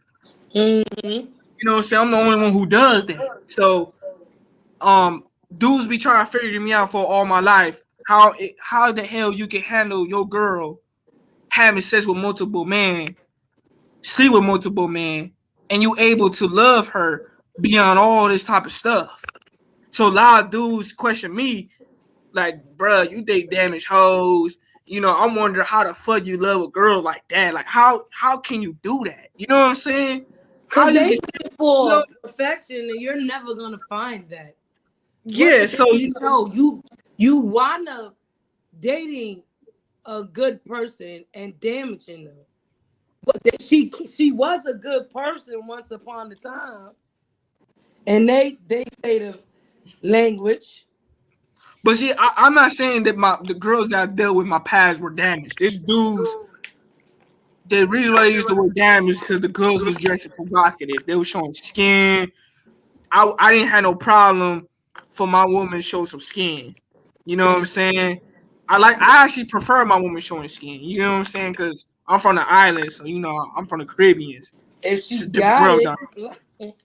Yeah, but with but it me, gotta be. But let me say this: it's also how you carry yourself. Get what I'm saying? I'm representing my man. If I'm out with my man, I'm gonna show my skin with my man. I'm beside my man. I'm not gonna be showing skin when I'm outside by myself. Because you do have those men out there that would look at you in that kind of way. Not saying that's a we should cover ourselves up because of these men, but because we know that that's out there, I think it would be appropriate to just be more careful. yeah, definitely, I definitely agree Time and with you on that. place. Yeah, there's a time, place for everything. With me,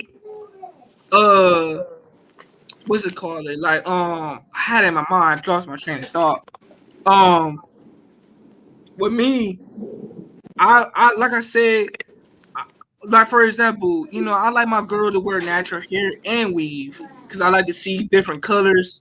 I like, I'm an artistic individual, so being an artistic individual, if you deal with artists, people like me, we tend to like colors a lot. So we like to see different shades, different colors. We got a lot of imaginations and all that type of stuff. We very visionary creatures.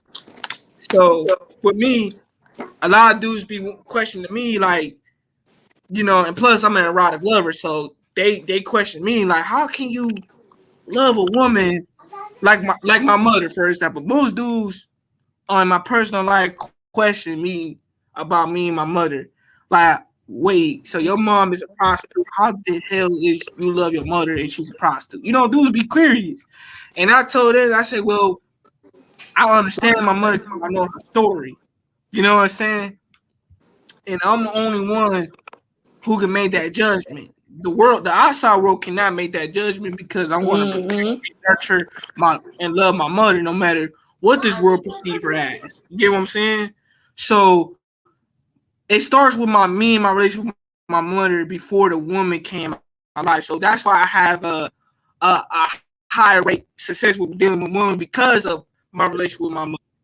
Because I am a reflection of her. She is a reflection of me. So when I'm out here in the world dealing with women, I'm operating the same way how I operate with my mother. You get what I'm saying? So I don't view women the same way as most men view it.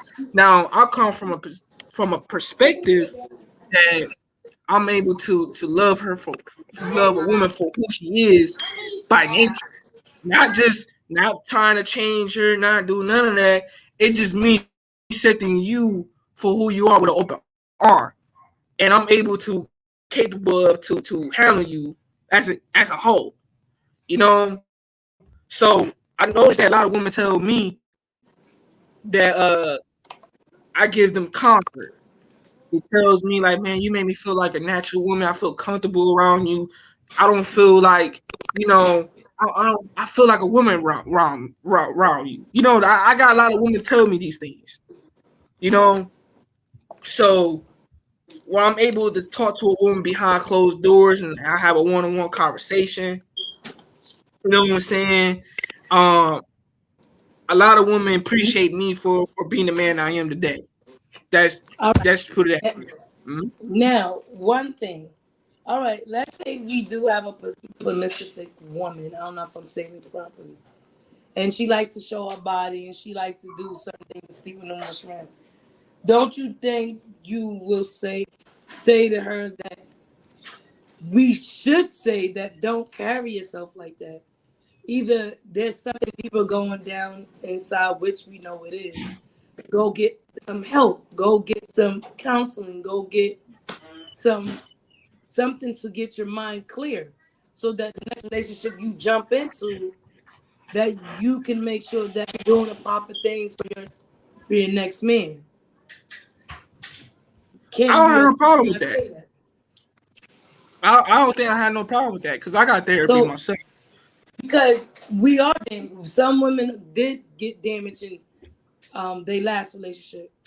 so that they don't know what's right and what's wrong. I can tell you there's a lot when I meet women out here, they tend not to meet. They're not used to men like me most time. No, they're not. Cause the way how I respond to certain situations, like I had a girl last year summer, and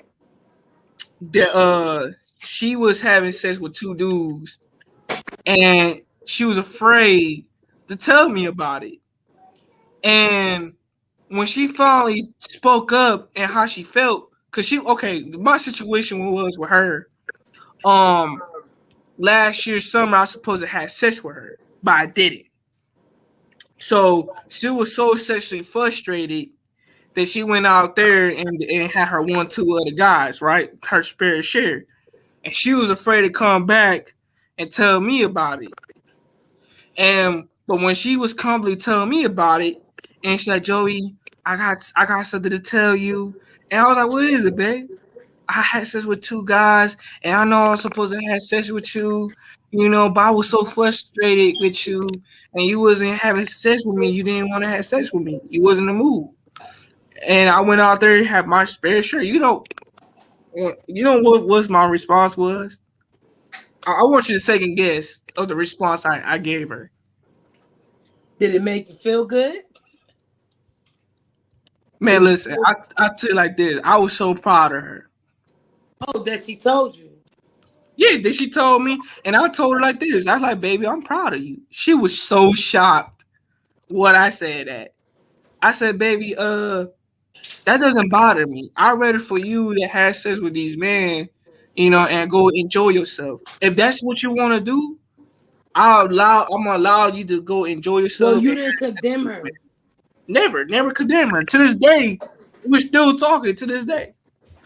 And she was so surprised, even her cousin, because her cousin only date dud niggas. She only date like straight gangster niggas, right?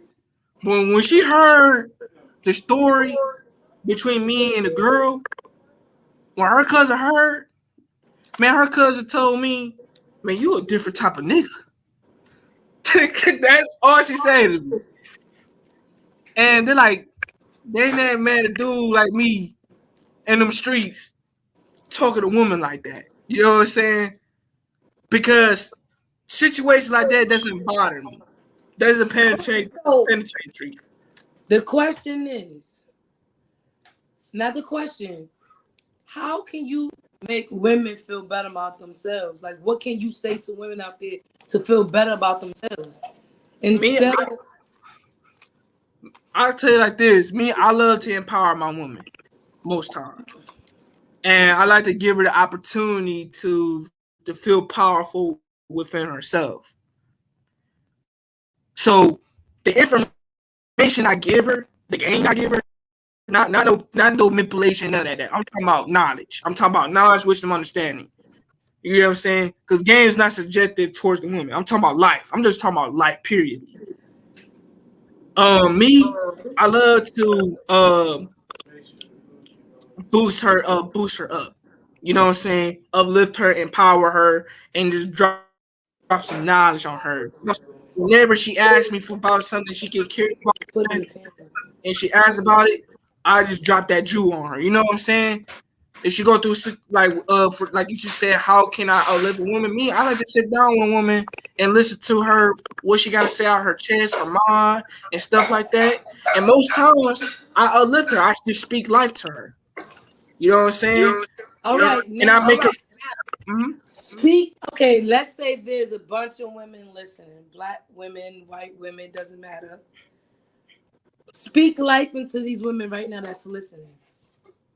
Well, most time I'm gonna tell you like this to the woman right now. How I feel, ladies, y'all are powerful. You have the power. Y'all don't even understand that the feminine energy that you have within yourself that the society like to suppress you about. Remember, I said suppress, ladies. Y'all don't understand that when you flex your yang energy, it's sexy as fuck. I think it's really attractive for a woman to flex her yin energy, her feminine energy, her true essence, her core being, and how she operates. Now, I know a lot of men will condemn you. I know a lot of men will may hurt you and may dog you out, but that energy within you that's been suppressed, that feminine desires that y'all have, I would say let it be loose and natural with it. Because it's sexy as fuck for a woman to express herself and be liberated in her own skin. And she has every right to be liberated.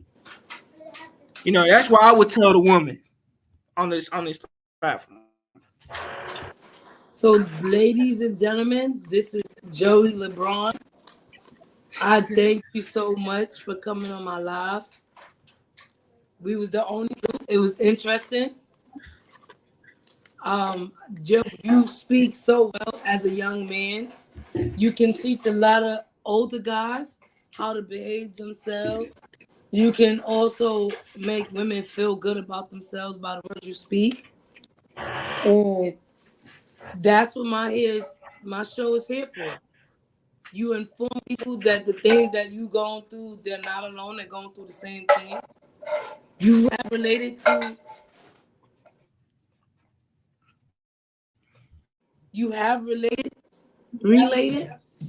to anybody that saw this show can say that I have experienced that with somebody.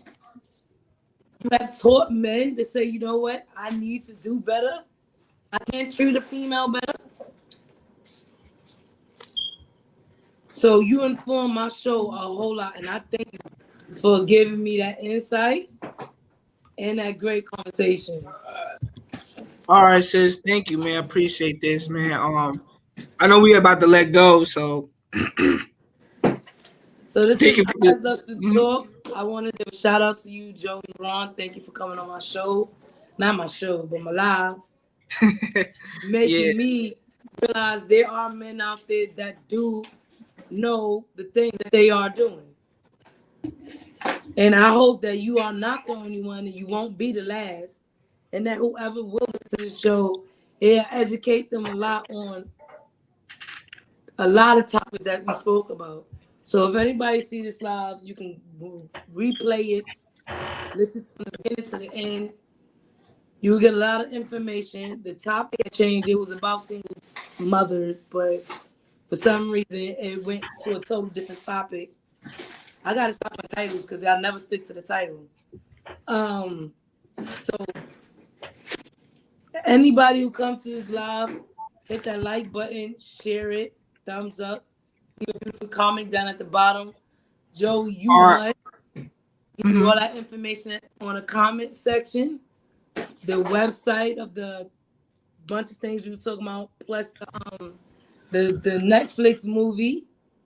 Definitely. I really look up this information and stuff like that. I thank All you. right, no problem, sis. Thank you. I will give you the information. Hey, sis, wait, before you leave, do you have an IG, like an IG that I could contact you to send you these informations? Yes, I have an Instagram. Okay. So I want you to do me a favor.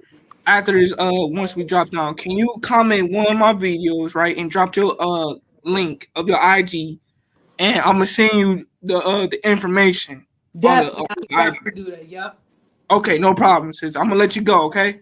All right. Thank you for coming on live, Joey. Later. Yeah. Peace. I don't know how to drop it off. All right, guys. This is Eyes Up to Talk. We just spoke to Joey LeBron. I love his conversations. I would love to have him back on this live.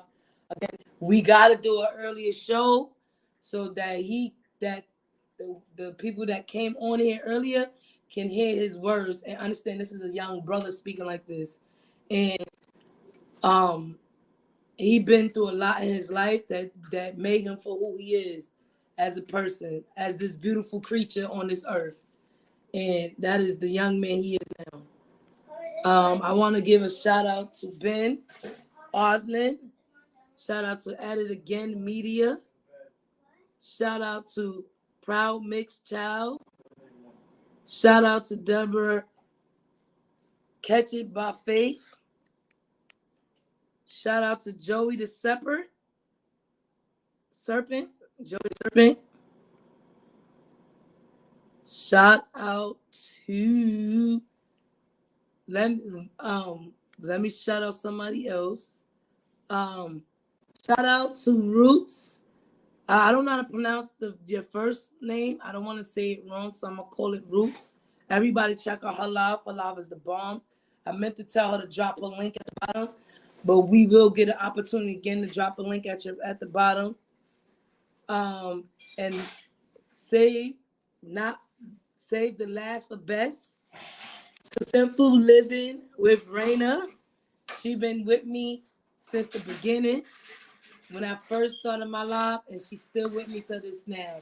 If I was able to put a purple jacket on her, then a purple jacket she'll get. Excuse my background, guys. It's my kids. So since I love to talk, don't forget to share, like, thumbs up, leave a beautiful comment. Later, guys. Mwah.